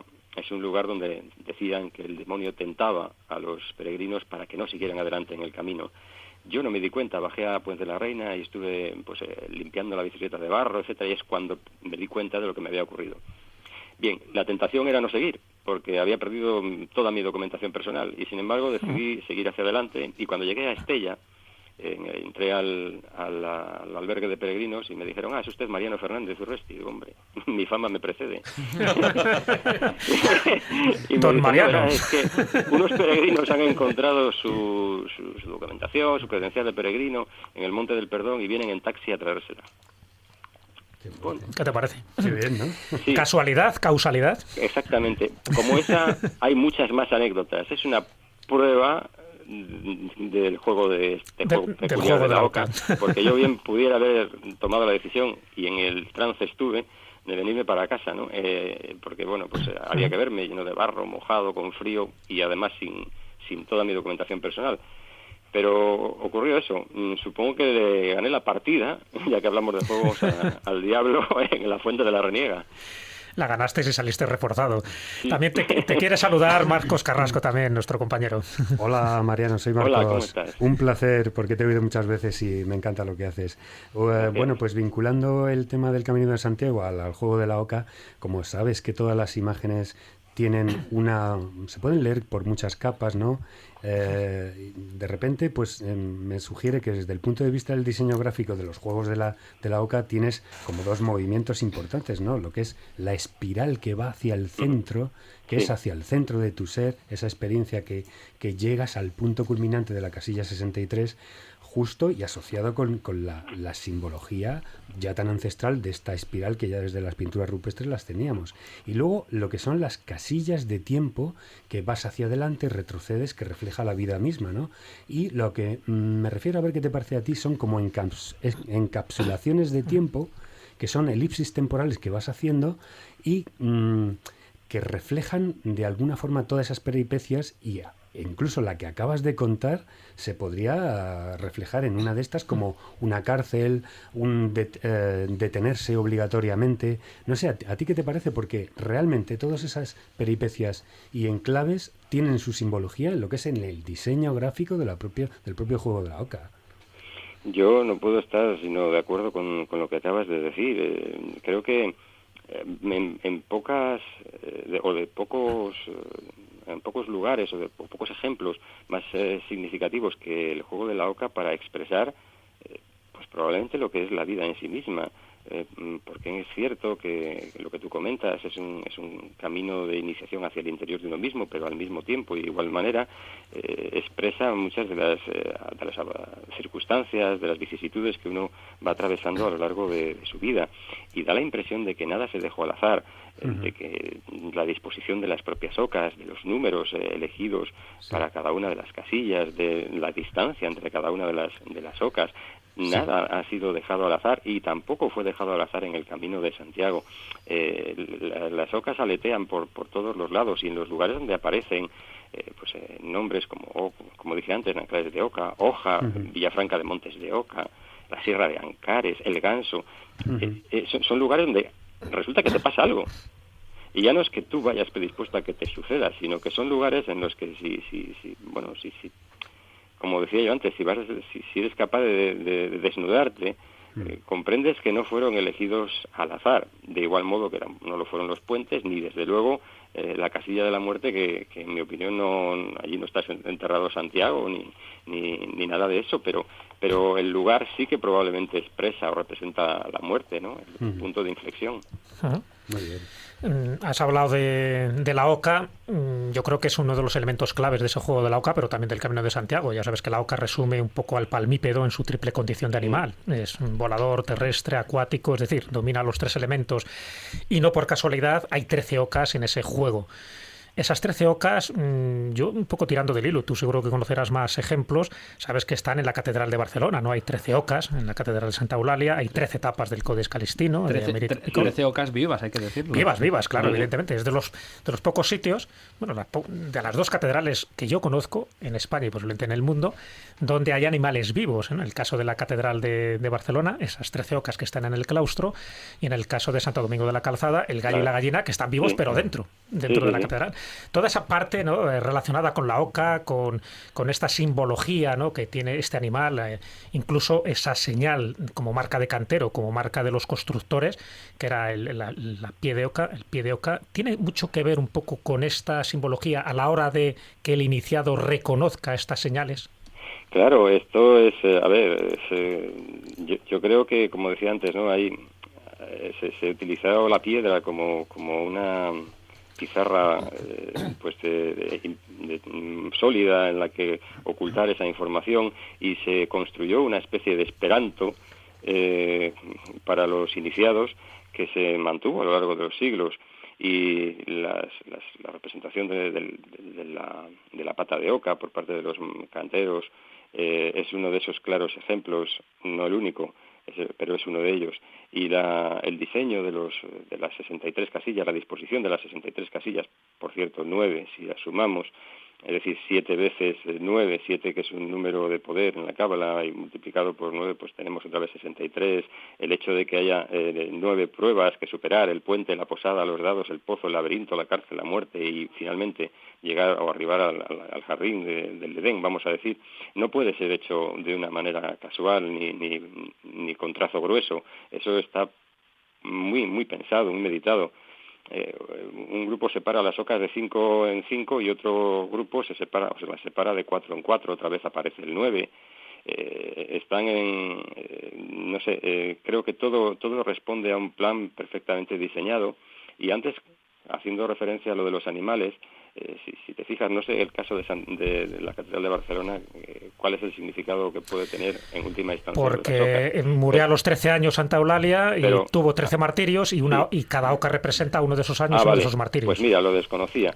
Pero mencionabas, por ejemplo, el hecho de que hubiera 13 etapas en el Codex Calistinus, que según la guía del peregrino que escribió en Mítico. Bien, es obvio que de ir desde Jaca hasta Santiago en 13 días resulta empresa harto difícil, como poco, pues bueno, muy, muy difícil, al menos andando. Presumo, por tanto, que de igual manera ahí también hay gato encerrado, y es muy probable que si había 13 etapas hasta Santiago, la número 14, que sería la que llevaría hasta, y no es expresa, la que llevaría al peregrino desde Santiago hasta Fisterra, no es sino una representación también del Vía Crucis. Es decir, la estación número 14, la de la resurrección, es otra vez trascender la muerte, y es lo que se proponía de un modo, no sé si decir, velado o encriptado. Creo que es un poco va por ahí. El hecho, por ejemplo, también lo de la gallina y el gallo de Santo Domingo de la Calzada, otro lugar donde también hay muerte, aparente al menos, y resurrección. El peregrino que es condenado injustamente, que lo ahorcan, y luego resulta que Santo Domingo de la Calzada lo ha conseguido que no muera. La burla del juez cuando le expresan esa posibilidad de que no haya muerto, el hecho de que diga, bueno, es más fácil que estas gallináceas vuelvan a volar a que eso que me estés contando sea cierto y las gallinas echen a volar. Es decir, otra vez la muerte y la resurrección. Sí. Y en un lugar de poder, con un personaje, en este caso Santo Domingo de la Calzada, que es uno de esos santos sospechosos, ¿no? que siempre están metidos en todas las salsas. Mariano, precisamente hasta ahora estamos hablando de esas 13 ocas, pero en realidad es 13 ocas más una, que es la gran oca, la que habita en ese, digamos, jardín del Edén, es esa casilla dentro de lo que es el juego de la oca, esa casilla 64, que es la casilla incluso de la resurrección, y ahí fíjate que podíamos estar hablando, porque coincide ese número 64, estaríamos hablando de las 64 casillas para llegar, porque la última cuenta dentro del juego de la oca, estaríamos hablando las 64 casillas del tablero de ajedrez, y estaríamos hablando, por ejemplo, también de los 64 hexagramas que tiene el I Ching. Fíjate que todos estamos hablando de una serie de juegos que son iniciáticos y que conllevan el conocimiento. Pues fíjate, en eso no había reparado yo. También relacionados... Así que me tenéis que llamar más veces para aprender. Porque... No, lo que tienes que venir es dejar esa costa cántabra, que estás ahí tan a gustito, y venirte al calor de Madrid. No, yo vivo en la comarca, vosotros en Mordor. Yo estoy muy bien aquí. Pues ven un poco, que te damos un poco de Mordor. Buena similitud, sí. No, además también lo de las 63 casillas, aparte de lo que ha dicho David, porque la 64 es la que está implícita, no está grabada realmente en el tablero, pero es donde tienes que llegar. Pero cuando se habla un poco de por qué 63 y no otro número, decía que también eran las oquedades de las conchas del Nautilo, o bien los 9 ciclos que tiene la vida de 7 años cada ciclo, ¿no? Los 63, en fin, según la teoría hipocrática, y tantas cosas. Juan Ignacio. Pero todo muy relacionado con la matemática binaria, porque no olvidemos que 64 es un número que forma parte de un desarrollo que parte de dos desarrollos, ternario y binario. Bueno, Mariano, se nos termina el tiempo, por desgracia, pero nos ha encantado jugar contigo a este juego de la Oca, a estas claves perdidas del Camino de Santiago, libro editado por Libros del Olivo, que te deseamos muchísima suerte, muchísimo éxito, que lo vas a tener porque cuando escribes sobre algo, escribes con fundamento, con conocimiento de causa, y ahí está toda tu bibliografía. Te agradecemos, Mariano, que hayas estado con nosotros esta noche participando de este juego que te hemos propuesto y que, por cierto, has llegado sano y salvo a esa casilla 64 salvando la muerte. Sí. Pues muchísimas gracias, yo me lo he pasado estupendamente y ya sabéis dónde me tenéis para cualquier otra cosa. Muchas gracias, un fuerte abrazo. Igualmente. Saludos, Un abrazo, Mariano. Mariano. Ultrella, Mariano. Ultrella. Hasta luego.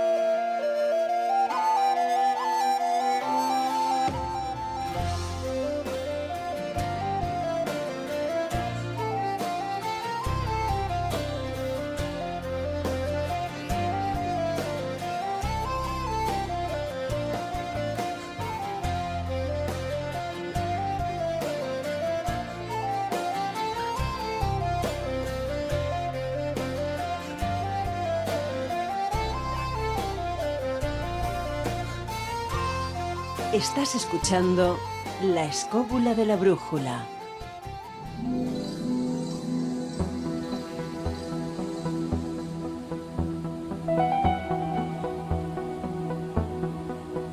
La dimensión perdida.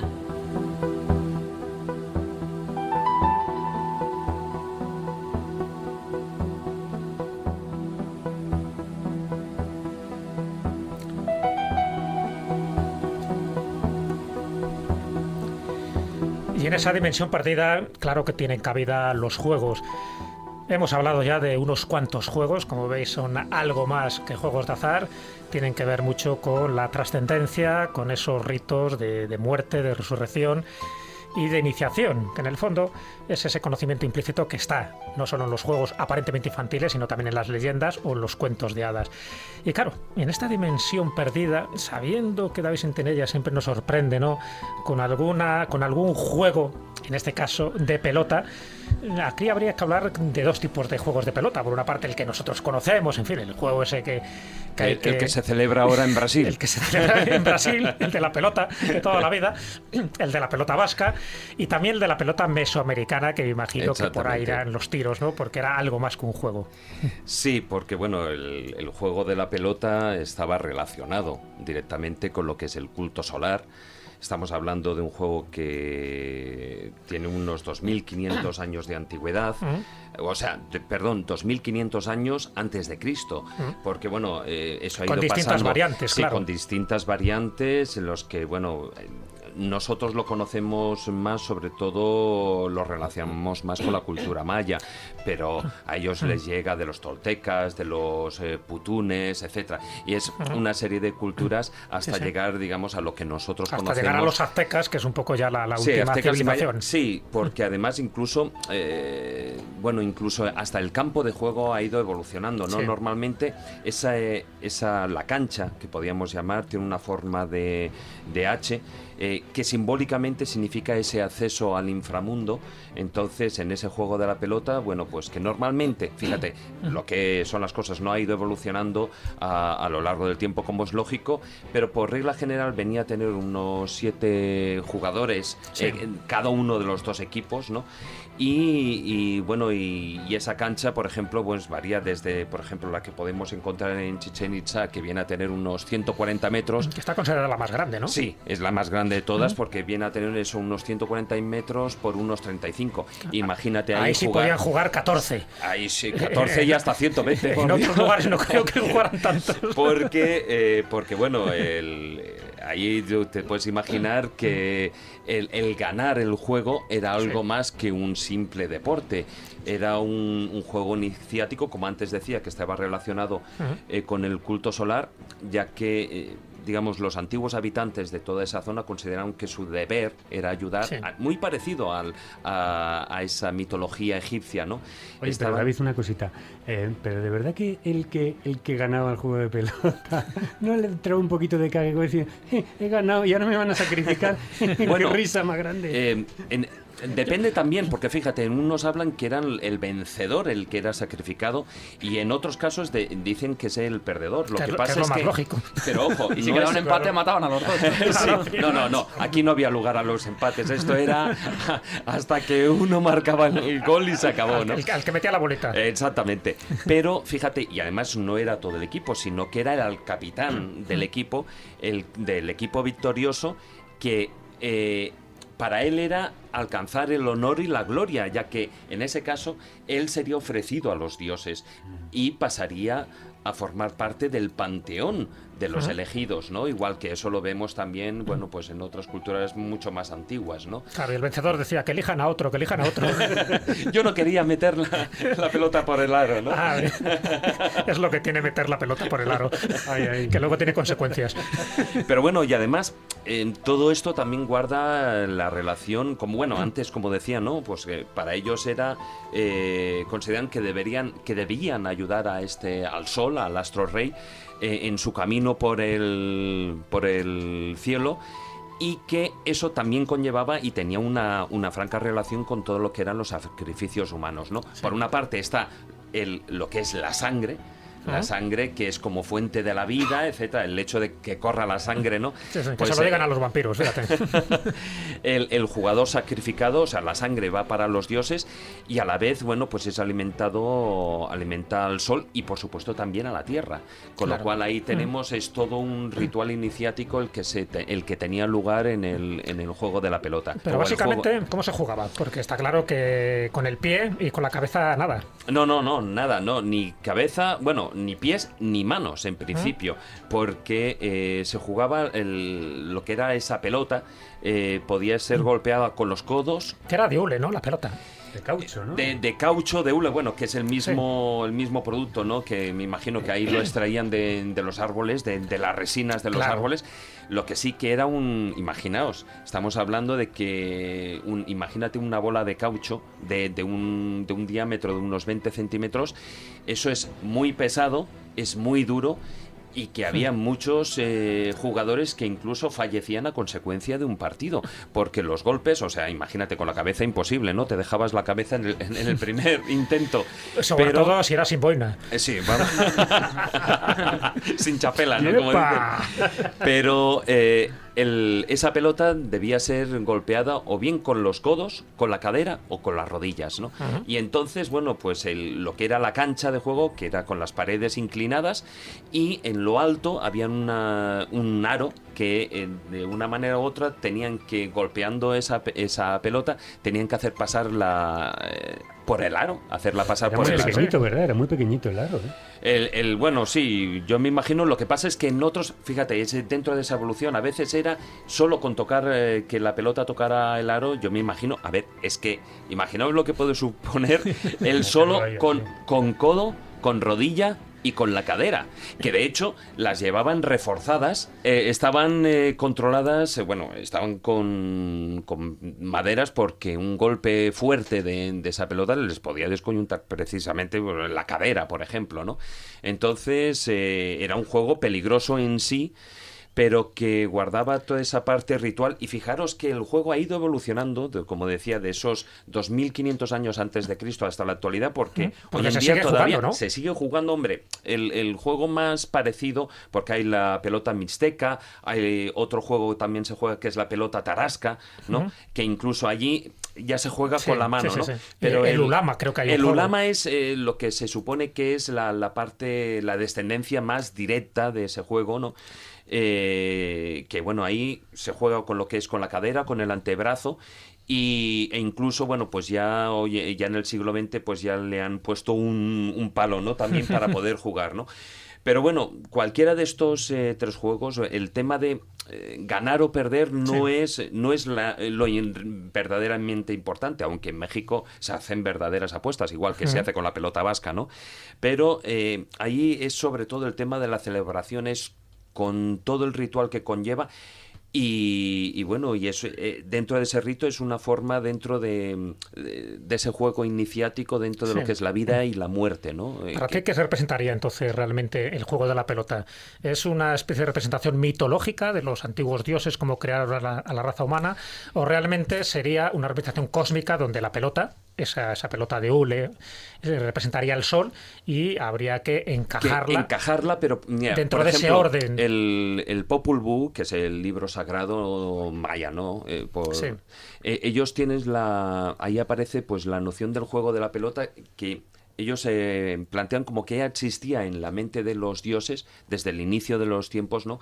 Y que ese juego de la pelota lo que hizo fue preceder ese movimiento, la creación de los cuerpos celestes, de los seres vivos, del movimiento. Es decir, como lo plantean como que primero fue el juego de los dioses y que los dioses crearon a imagen de semejanza de su juego, crearon el resto del universo, ¿no? El movimiento de los planetas y la vida de los seres vivos, ¿no? Que es un poco la interpretación cósmica que se le podría dar, ¿no? Pero como decías tú que es difícil meter esa pelota en el agujero, bueno, yo cuando estuve hace muy poco en México, ¿no? En Playa del Carmen, hay un espectáculo nocturno que se llama Escaret, que es muy, muy recomendable, porque bueno, además de formar parte del folclore mexicano, pues también hay una pequeña representación de este juego de la pelota, y ahí ves como con la cadera, en fin, con las rodillas, pues utilizan ese juego de forma tan virtuosa que en la pelota... Es que es como un baile, es una coreografía. No cae al suelo, es la idea, que no caiga al suelo, y al final sí que encajaba en esa pelota, ¿no? Y cuando la encajaban, evidentemente, eran aplausos. Me imagino que estaban bastante entrenados. Pero ¿había sacrificio?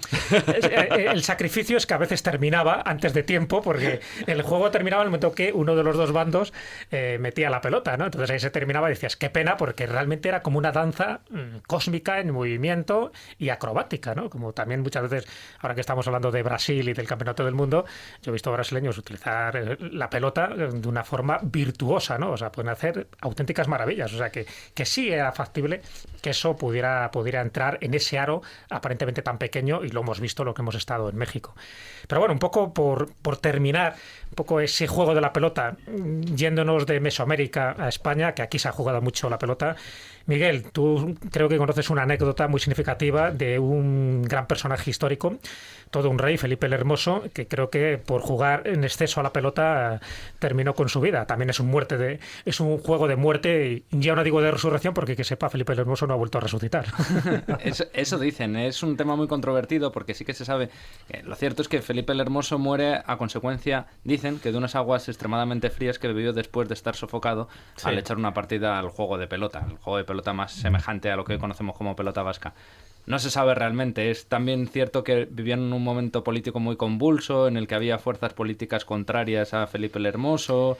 Entonces, también... Sí, le envenenaría a lo mejor su suegro, a saber, ¿no? No sé si su suegro, pero hay papeletas de que... Y también no hay que descartar la idea de que se estaba introduciendo en Europa la sífilis, por ejemplo. También. Y no era precisamente muy casto Felipe el Hermoso, como para no contraerla. Bueno, lo que pasa es que el nombre... Es un juego de pelotas. El nombre se lo puso Luis XII, ¿no? El rey de Francia, pero vamos, según podemos ver en las fotos, bueno, en los cuadros y tal, hombre, lo de hermoso era un príncipe hermoso, sí, pero claro, era una... Sí, pero no era un Adonis, pero precisamente. A Juana le volvía loco.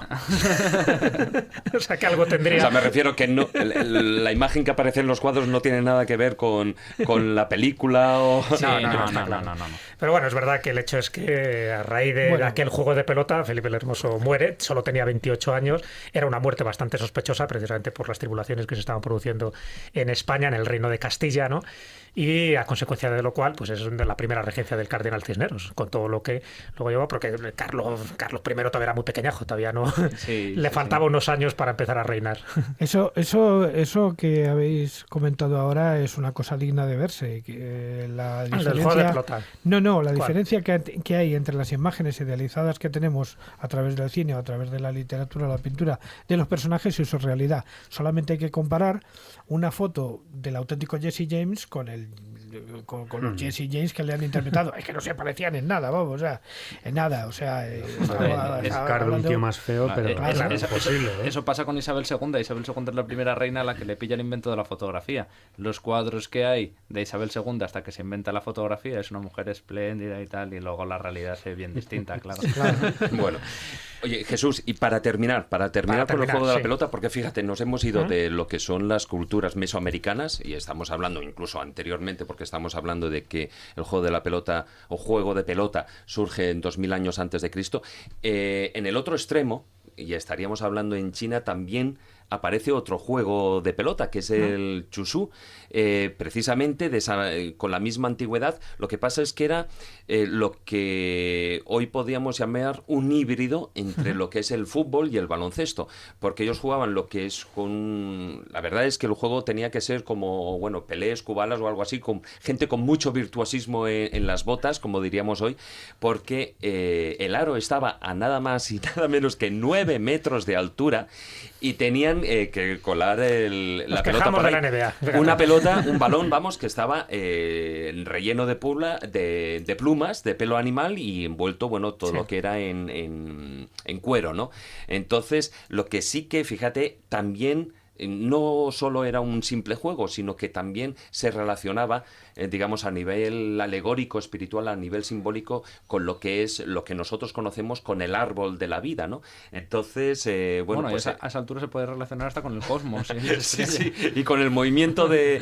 Pero sí que es curioso de que, bueno, pues un balón que ya era más grande, de 40 centímetros, fíjate que casi podríamos decir que es la mezcla del balón de baloncesto, de fútbol, ¿no? Pero que es curioso que ya con esa antigüedad pues ya se creara un juego además, un juego lo que es de pelota, tanto en un extremo como en el otro del planeta. Mira, de la antigüedad de los juegos, o sea, es que hay cosas que son lógicas, o sea, hay cosas que invitan a jugar al primate de alguna manera, al homínido de alguna manera, porque nada más sencillo que tirar una piedra y pegarle con un palo. Pues de ahí podría haber perfectamente nacido el béisbol, pues lo mismo, una cosa redonda que le da uno con un pie. Es que es tan lógico todo que... Y la primera guerra que se hace cuando el palo no va a la piedra, sino que va a un contrincante. Y de repente dice, me cago en... Y con el me cago en empiezan muchas cosas. Ahora, algo tendrá una pelota de fútbol, o una pelota en general, que tú la pones ahí en un parque y ahí la gente se siente impelida a darle una patada. Algo tendrá. Y si es el mundo, a lo mejor la simbología... Sí, de darle una patada al mundo, ¿no? Que hizo Charles Chaplin en aquella famosa película, el dictador, ¿no? Tiene su razón de ser.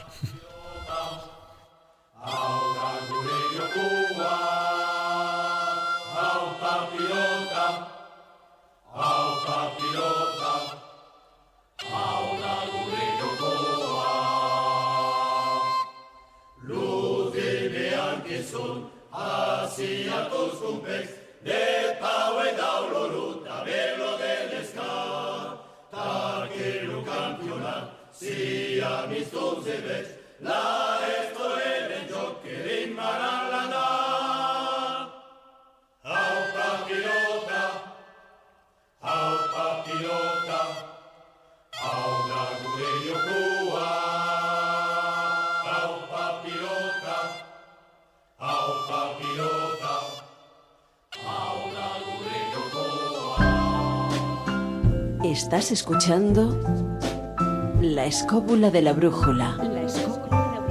Dirige y presenta Jesús Callejo en Radio Siglo XXI.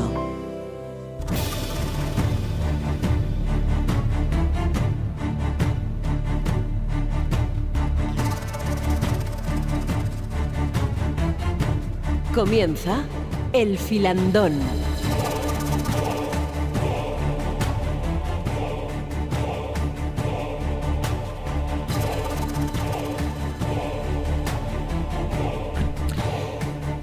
Bueno, ya estáis viendo que el programa de hoy viene muy juguetón, muy intenso, y por lo tanto nuestro filandón se nos va a quedar un poco más reducido, una media hora, pero ¿qué media hora? No os lo perdáis. Y la verdad es que nos ha tocado muy de cerca los temas. Estaba diciendo nuestro técnico Íñigo que gracias a lo que estaba revelando ni más ni menos que Mariano Fernández Urresti ha descubierto que hay todo un juego de la OCA en Logroño, a pesar de que la ha pasado tantas veces por allí. Eso es lo que suele ocurrir muchas veces cuando no tenemos esa mirada presta para darnos cuenta de la cantidad de claves, de señales, de indicios que encontramos en el camino. Y no solo hablo del camino de Santiago, sino del camino de la vida. Cuando hablamos de juegos hay que remitirse evidentemente un poco a la antigüedad. ¿Cuándo empezaría ese primer juego? Se sabe que los juegos originalmente están ligados a lo sagrado, sobre todo los grandes juegos públicos. Fijaros, los juegos se consagraban a los dioses tutelares de las ciudades. Es el caso de los Juegos Olímpicos dedicados a Zeus, los Juegos Píticos dedicados al dios Apolo o los Juegos Sísmicos dedicados al dios Poseidón. Desde esta perspectiva, el juego nació por y para la divinidad y poco a poco van perdiendo ese carácter sagrado, aunque yo creo que nunca han perdido su núcleo simbólico. ¿Cuál pensáis vosotros que sería ese primer juego? El primer juego que jugaron, ya no te digo los primeros homínidos, ya no te digo los Australopithecus, vamos a ir con el Homo sapiens. ¿Cuál sería el primer juego que jugó el hombre de Cro-Magnon? ¿Qué pensáis? Hombre, a nivel bíblico el primer juego es el Veo Veo, porque como Adán y Eva tuvieron que poner los nombres a los animales, pues... Ajá, creí que ibas a decir el teto. También. Porque el teto también tiene lo suyo, pero bueno. No, pero yo estoy absolutamente convencido que los primeros juegos fueron juegos de envite, juegos de apuesta, que se haría seguramente con huesos de animales o con piedras. No es que lo piense yo, lo piensa Siegfried Gideon y algunos otros. Pero fijaros, estudiosos. yo creo que ahí debemos hacer una distinción entre juego y deporte. Sí. Porque, a ver, como tal, o sea, yo creo que lo primero es saber quién corre más rápido para escaparse de las fieras que vienen detrás, ¿me entiendes? Entonces, claro. yo creo, o quién tiene mejor puntería para tirar una piedra o cosas de estas, ¿no? Pero yo creo que guarda siempre una relación, evidentemente, con lo que es la supervivencia. A partir de ahí, pues ya puede surgir la parte más lúdica de lo que puede ser el deporte o de los juegos. Y, por supuesto, ahí ya, que es la parte que igual a nosotros más nos pueden interesar, sus connotaciones a nivel, bueno, pues espiritual, sí, a nivel de conocimiento, yo etcétera. estoy de acuerdo con David que los primeros juegos siempre son didácticos, lo cual no implica que no sean divertidos, porque se puede aprender con diversión. Entonces sí es cierto que en la prehistoria es muy difícil saber cuándo empiezan los juegos, ¿no? Lógicamente, no hay documentos escritos, no hay pruebas arqueológicas como tales que nos lo demuestren. Pero sí es cierto que los niños de la prehistoria jugarían a imitar a sus padres, y muchos de esos juegos son, por lo que dice David, por pura supervivencia. El escondite muchas veces es, pues, evitar que te vea el oso indefenso, claro, te vea una hiena y te lleven volandas. Pero yo creo que mediante los juegos que dices tú, a lo mejor en un periodo prehistórico debería ser ni más ni menos que la cuestión de vamos a ver quién corre más, y resulta que diversos individuos de la tribu estarían especializados en ciertas, por ejemplo, el que corre más, el que resiste más, el que nada mejor, el que la tira más, la piedra más largo. Es decir, sí, pero daros de hecho, cuenta... ahí está el origen de los juegos panhelénicos, ¿no? Claro. O sea, todos estos que estaba citando Jesús. Sí, pero daros cuenta que estamos aplicando a la palabra juego dos dimensiones completamente distintas. Una, la que es la de la emulación, y otra la que es realización. La emulación sería el juego que se hace como símbolo, o sea, el ajedrez, etcétera. Y la realización sería el juego olímpico, el juego panhelénico. O sea, son dos maneras de llamar juego, pero son dos maneras distintas de desarrollo de ese juego, porque una tiene un objetivo que es el de alguna manera simplificar algo que es muy superior, y la otra simplemente es el desarrollo de una actividad. Pero si hablamos de juegos históricos, ya no prehistóricos, ¿no? Pero desde el primer juego que se tiene conocimiento, ¿cuál pensáis que es el vuestro, ¿no? El que conocéis, o el que tiene por lo menos como más credibilidad o más linaje? Se habla del juego real de Ur, se habla del Senet, de ese juego egipcio, se habla del Owari o del Wari, que se juega mucho en África Occidental. ¿Cuál pensáis vosotros que sería ese primer juego? Bueno, antes se habló también, lo comentó David, de ese disco de Phaistos, que podía ser un primitivo juego de la Oca o juego de algo, ¿no? Por las representaciones que aparecen ahí. Estamos hablando de casi 2000 años antes de Cristo. ¿Qué pensáis que es el juego histórico como tal? Como he dicho antes, yo creo que están asociados al envite y a jugarse cosas de alguna manera, y que posiblemente los primeros eran los juegos de taba, que se utilizan con los huesos, ¿no? Efectivamente, con huesos de animales, que además ya aparecen en autores latinos, como uno de los juegos preferidos que se hacían entre, por ejemplo, las legiones romanas. O sea, que quiero decir que esto tiene una tradición más antigua que seguramente viene del mundo pastoril, que es donde hay este tipo de material. Las tabas, para quien no lo conozca, son básicamente las rótulas creo que son los corderos, ¿no? Vértebras, ¿no? Sí. Y que rótulas, es la rótula. Que depende de la posición en la que caigan, tienen un valor u otro. Es una especie de dados naturales, sin tener que realizar nada en ellos. Aunque también es cierto que dentro de esos juegos, dentro de esos deportes, también podían entrar los antecedentes del boxeo, que por ejemplo se sabe que en Etiopía ya se practicaban en el 6000 a.C., una variante muy sui generis, ¿no?, del boxeo, pero que luego en la civilización minoica, en los frescos que aparecen, por ejemplo, en la isla de Santorini, sí aparecen esos boxeadores y es prácticamente, tienen los guantes y todo, como en la actualidad. Y además es que es un juego muy evidente, darte de mamporros con el vecino. Darte de palos. Tenemos esa costumbre, ¿no? Yago ya lo reflejó varios juegos, ¿no? Uno de ellos es el juego de la pelota, por cierto, y otro también eso de enterrarte hasta las rodillas y darte de mamporrazos. O sea que eso yo creo que no era un juego. Sino... Hombre, porque todos los juegos tienen retribución o castigo. Evidentemente la retribución puede ser material o puede ser moral, pero el castigo en muchísimos casos puede ser la pérdida material o simplemente que te den de latigazos. Porque, por ejemplo, a las tabas se sabe perfectamente que el que perdía a lo mejor le tocaba recibir 5 cintarazos, por lo menos cuando yo era pequeño y jugábamos a los tabas, así era. O sea, con la correa de tu padre los utilizábamos, pero de lo lindo, vamos. Has tenido una infancia muy complicada, ¿eh? No, muy normal. Es que, mira, yo cuando era pequeño, como la mayoría de los que estamos aquí, menos Miguel, que es más joven, vivíamos en un mundo donde el juego más divertido era las dreas. Sí, o sea, churro media manga entera, ¿no? Bueno, allí los niños nos apedreábamos literalmente y no pasaba nada. Que eso es luego muy gracioso, que siempre se dice, no, los niños juegan con videojuegos muy violentos, tal. Pues hace 50 años jugaba a apedrearse. Pero sí es cierto, por ejemplo, que también está la parte lúdica de los juegos, que no buscas ni ganar nada, simplemente pues gastar el tiempo. Por ejemplo, en la Odisea, cuando se habla de los pretendientes que tiene Penélope, que asolan su casa, que se van comiendo todo, dicen que juegan, que mientras tanto se entretienen jugando. No especifican los juegos, pero se supondría que serían pues una especie de juegos de mesa. Vete a saber. Sí, incluso lo que dices tú, Miguel, es muy interesante porque a mí me da la sensación de que en algún planteamiento previo a la estrategia militar o cómo vamos a hacer un ataque, etcétera, etcétera, lo plantearían en un tablero con un dibujo, un diseño. Yo tengo noticias, por ejemplo, del juego el Tablut, que en su nivel oriental su versión asiática es el Go. Significaría, pues, del mismo modo que las damas o el ajedrez, es plantear una estrategia militar de ataque, pero con fichitas. Es decir, vamos a hacer esto, lo otro y tal. Y yo creo, intuyo que podría ser el origen de algunos juegos de tablero. Por cierto, podría ser que hoy día los ejecutivos de las grandes empresas se gastan una pasta en ir a jugar algo como aprendizaje, como iniciación en técnicas agresivas de marketing y de dirección de empresas. Lo digo porque tengo un amigo que se gasta un dineral todos los años. ¿Habéis jugado alguna vez a las 7:30? Imagino que sí, ¿no? Sí. Con las cartas, sí. Con las cartas, sí. Con las cartas. Me aburre un poco. Te aburre un poco las 7:30.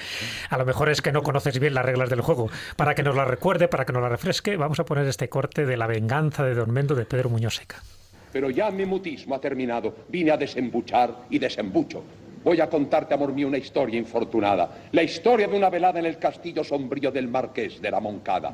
Ayer, triste día el de ayer. Antes del anochecer y en mi alazán caballero, iba yo con mi escudero por el parque de Alcover. Cuando cerca de la cerca que pone fin a la alberca de los predios de Albornoz, me llamó en alto una voz que insistió terca. Hice en seco una parada, volví el rostro y la voz era del Marqués de la Moncada, que con otro camarada estaba al pie de una higuera. ¿Quién era el otro? El barón de Bedia, un aragonés antipático y zumbón que está en casa del Marqués de Huésped o de Gorrón. Hablamos. ¿Y vos qué hacéis? Aburrirme. Y el de Bedia dijo, no os aburriréis, os propongo si queréis jugar a las 7:30. ¿Y por qué marcó esa hora tan rara? ¿Pudo ser luego? Es que tu inocencia ignora que a más de una hora, señora, las 7:30 es un juego. ¿Un juego? Y un juego vil que no hay que jugarlo a ciegas, pues juegas 100 veces 1000 y de las 1000 ves febril que o te pasas o no llegas. Y el no llegar da dolor, pues indica que mal tasas y eres del otro deudor. Mas ay de ti si te pasas. Si te pasas es peor. ¿Y tú, Don Mendo? Serena, escúchame, Magdalena, porque no fui yo, no fui. Fue el maldito Cariñena que se apoderó de mí. Entre un vaso y otro vaso el varón las cartas dio. Yo vi un 5 y dije, paso. El marqués creyó otro el caso. Pidió carta y se pasó. El varón dijo, plantado. El corazón me dio un brinco. Descubrió el naipe tapado y era un 6. El mío era un 5. El varón había ganado. Otra y otra vez jugué, pero nada conseguí. 15 veces me pasé y una vez que me planté volví mi naipe y perdí. Ya mi peculio en un brete al fin me da Bedia un 7. Le pido naipe al de Bedia, y Bedia pone una media sobre el mugriento tapete. Mas otro 7 él tenía y también naipe pidió. Y negra suerte la mía que 7,5 cantó y me ganó en la porfía. 1000 dineros se llevó por vida de Satanás y más tarde, qué sé yo, de boquilla se jugó y me ganó 10.000 más. Te haces cargo, di, amor mío, te haces cargo de mis males. ¿Ves ya por qué no sonrío? ¿Comprendes por qué este río brota de mis lagrimales? Yo mal no quedo, no quedo. Quien diga que yo un borrón eché a mi grey, que alce el dedo. Y como pagar no puedo los dineros al varón, para acabar de sufrir, he decidido partir a otras tierras, a otros. Qué grande José Sazatornil. Sembrado aquí en esta escena memorable, ¿no?, de la venganza de Don Mendo, y donde, bueno, nos advierte de esos peligros de la baraja española, en concreto de la 7,5, que no es una hora, sino que es un juego, ¿no? Heraclio Fournier, yo creo que es uno de esos personajes que hay que citar, porque no hay baraja española que no tenga su sello, pero además tiene también una parte fantástica, ¿no, Miguel? Claro, se supone, en todos estos juegos siempre estamos hablando que tienen un origen un tanto oscuro, por no hay documentación que nos indique de dónde exactamente parten. La baraja, por ejemplo, lógicamente se necesita el papel o el cartón para inventarla, así que hasta la invención del papel no surge en Europa. De hecho, por ejemplo, es en España donde parece ser que se introduce el juego de los naipes al resto de Europa, en torno al siglo XIV, 1380 aproximadamente. Pues bien, como hay ese vacío legal a nivel histórico de que no se sabe quién lo inventó, en el siglo XVI, XVII sobre todo se empezaron a inventar unos personajes fantásticos que eran un poco menos que duendes o seres así fantasiosos, que eran los inventores de la baraja española. Por un lado estaba Vilán, que se suponía que era una especie medio de demonio y tal, que era el que había inventado la baraja española y la había ido difundiendo por todos los lugares de España, viniendo desde el norte hasta Sevilla, había pasado por Madrid, Barcelona, bueno, por todas las ciudades así más importantes. De hecho, se sabe que en realidad lo de Vilán era una contracción de vil hambre. Entonces no de Bin Laden. No, claro. Asustado. Y es como que el hambre es lo que te obliga a arrojarte al juego y a ganarte la vida. Crea de esa mucho manera. ingenio, dice Claro. que más cornas da el hambre. Y luego, por otro lado, que de hecho Vilán aparece en Rinconete y Cortadillo de Cervantes, aparece. Y de hecho, Cortadillo, es muy curiosa la relación de Cervantes con las cartas, porque hay varios guiños ahí. Cortadillo era un tipo de trampas que se hacían en los naipes. Entonces ya vemos ahí una referencia. Pero es que curiosamente, el primer editor que tuvo Cervantes, el editor de la Galatea, aunque luego creo que también participó en el Quijote, que era Francisco de Robles, tenía una casa de entretenimiento, que es lo que hoy llamaríamos un casino. Es decir, que parte de la financiación de la edición de las obras de Cervantes salieron de los juegos de cartas. Y por otro lado, además de este Vilán, que era pues es un personaje así un tanto estrambótico, estaba también otro personaje no menos mítico, que era Nicolás Pepín, que dicen que Nicolás Pepín fue el que le puso el nombre a las cartas, a los naipes, con sus iniciales, con N y P, que luego se terminó derivando en eso, en la palabra naipe, que a su vez también decían que eran personajes muy relacionados con el mundo islámico, con el mundo maometano, porque dicen que los 48 naipes, ese número representaría la edad a la que murió Mahoma, los 48 años de Mahoma. En fin, seguramente no tenga nada que ver, pero en aquel entonces... Es como los 33 años de Cristo, tampoco tiene nada que ver. Exactamente. El imaginario colectivo y tal hizo pues que brotasen estas leyendas y estos personajes fantasiosos. Hombre, es curioso porque la baraja española, como todo el mundo sabe, se compone de oros, copas, espadas, bastos, pero que tiene también una simbología. Hemos hablado antes de ese juego de la oca, incluso del parchís, del ajedrez, que ahora comentaremos algo del ajedrez, pero los oros, dentro de esa simbología, está representando el comercio y la monarquía, ¿no?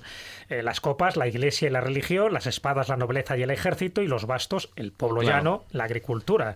Tiene mucho más sentido que fuese, es un reflejo de la sociedad feudal. Claro, los caballos realmente era la caballería, y las sotas, pues el paje de pie, el criado, el mensajero, etcétera, ¿no? O sea, que tiene su simbología incluso dentro de la baraja francesa, ¿no? Cuando se habla de diamantes, corazones, tréboles y picas, también se le representaría con un determinado estamento y también con un determinado monarca, ¿no? Se hablaba de Julio César, de Clodoveo, de César Augusto, etcétera, etcétera, pero da igual, hasta que llegó la República Francesa y quitó toda referencia a los reyes y casi prohibió la baraja, aunque bueno, la reinventó, por decirlo así. David, un apéndice, has dicho antes que tu juego favorito era el ajedrez, y del ajedrez hay mucho que hablar también como juego de estrategia, pero como juego incruento dentro de la vida. Claro, es que el ajedrez realmente es eso, es pura estrategia, independientemente de la matemática, pero bueno, todos sabemos que una cosa también lleva a la otra. Y incluso, bueno, pues con todo lo que conlleva celadas, conlleva sacrificios de figuras, de peones, de caballos, etcétera, ¿no? Sí que hay que decir que, evidentemente, como todos los juegos, ha ido evolucionando a lo largo de la historia. El que nosotros conocemos hoy en día, curiosamente, y eso ya lo hablamos en otro programa, fue creado precisamente por un valenciano, ¿no? Porque fue el que introdujo los últimos cambios y lo que es la figura del alfil y de la dama, bueno, eso ya lo estuvimos comentando, ¿no? Pero el juego de ajedrez básicamente tiene podríamos decir que tiene un origen hindú. Ahí existía un juego que era el chaturanga y posiblemente se fue fusionando con otros juegos, también con el peteya, etcétera, de modo que las primeras apariciones que tiene el juego actual, ¿no? Las primeras referencias, estaríamos hablando de posiblemente unos 2000 años de antigüedad, ¿no? 2000, 2500 años también, algo así de antigüedad, hasta que los últimos 500 años ya llegó, por supuesto, a Europa a través de los árabes, ¿no? Pero bueno, hay un dato que es muy curioso, una leyenda dentro de esos orígenes, digamos, hindúes, es que, bueno, con lo que fue el creador de ese primer juego de ajedrez. Y entonces, bueno, pues la leyenda habla de que, bueno, un rey, el rey Yadava, estaba triste por lo que fue la muerte de su hijo, ¿no? Y entonces un caballero, un inventor, un brahman, que se llamaba Sisa, bueno, pues fue a ofrecerle el juego del ajedrez como entretenimiento para que olvidara, pues, las penas, ¿no?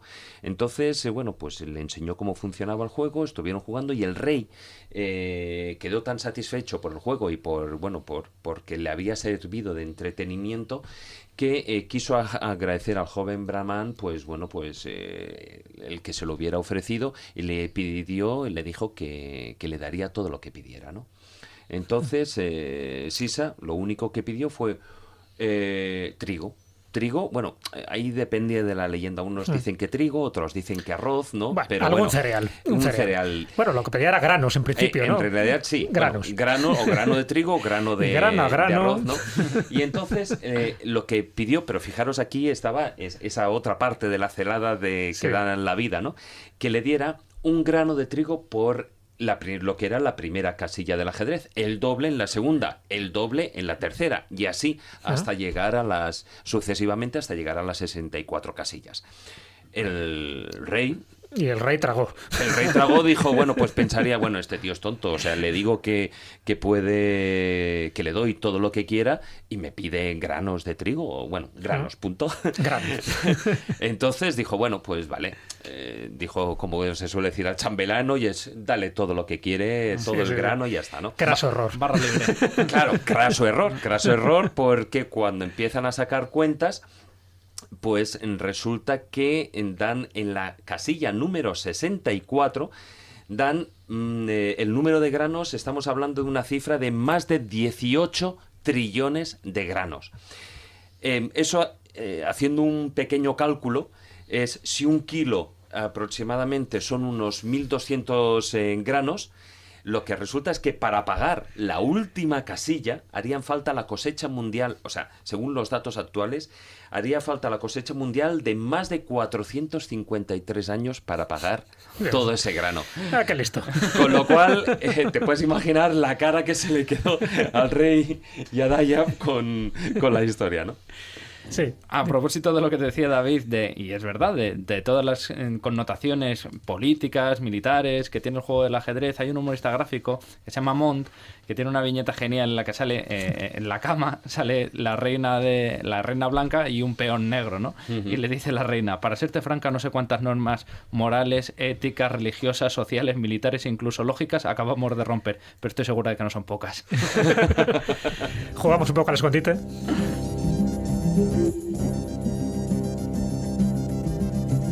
Jugando al escondite en el bosque anocheció, jugando al escondite en el bosque anocheció, el cuco cantando el miedo nos quitó, el cuco cantando el miedo nos quitó.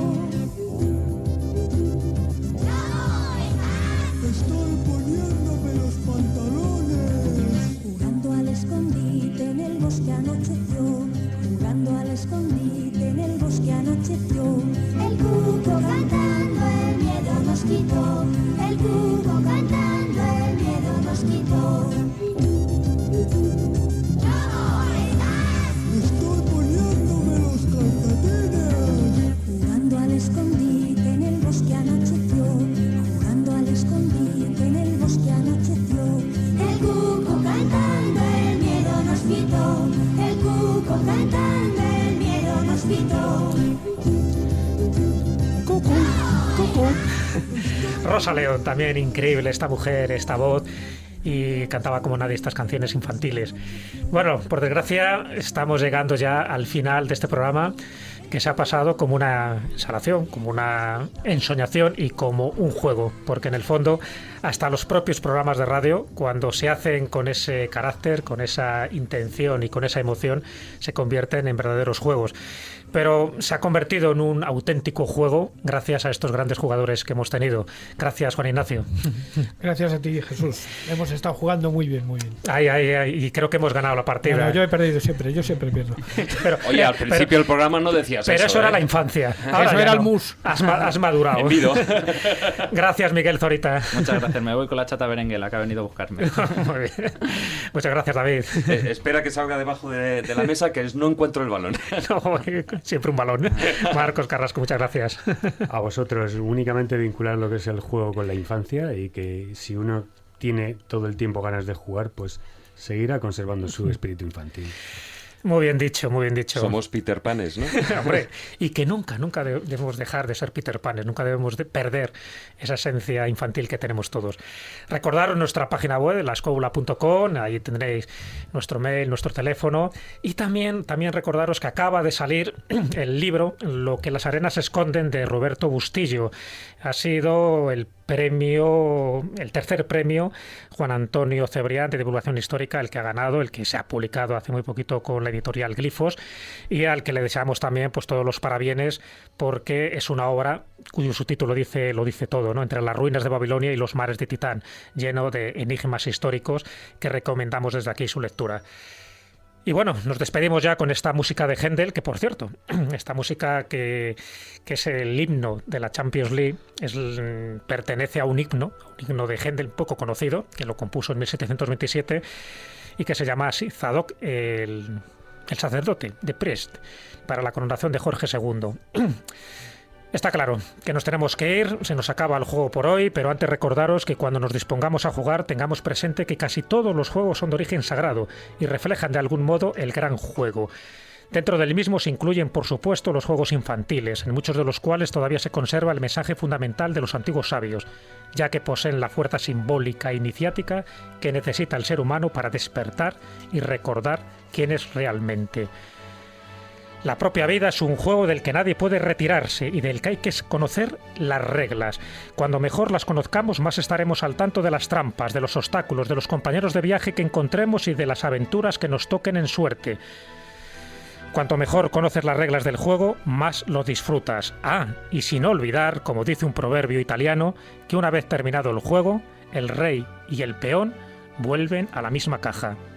Hasta la próxima semana, amigos.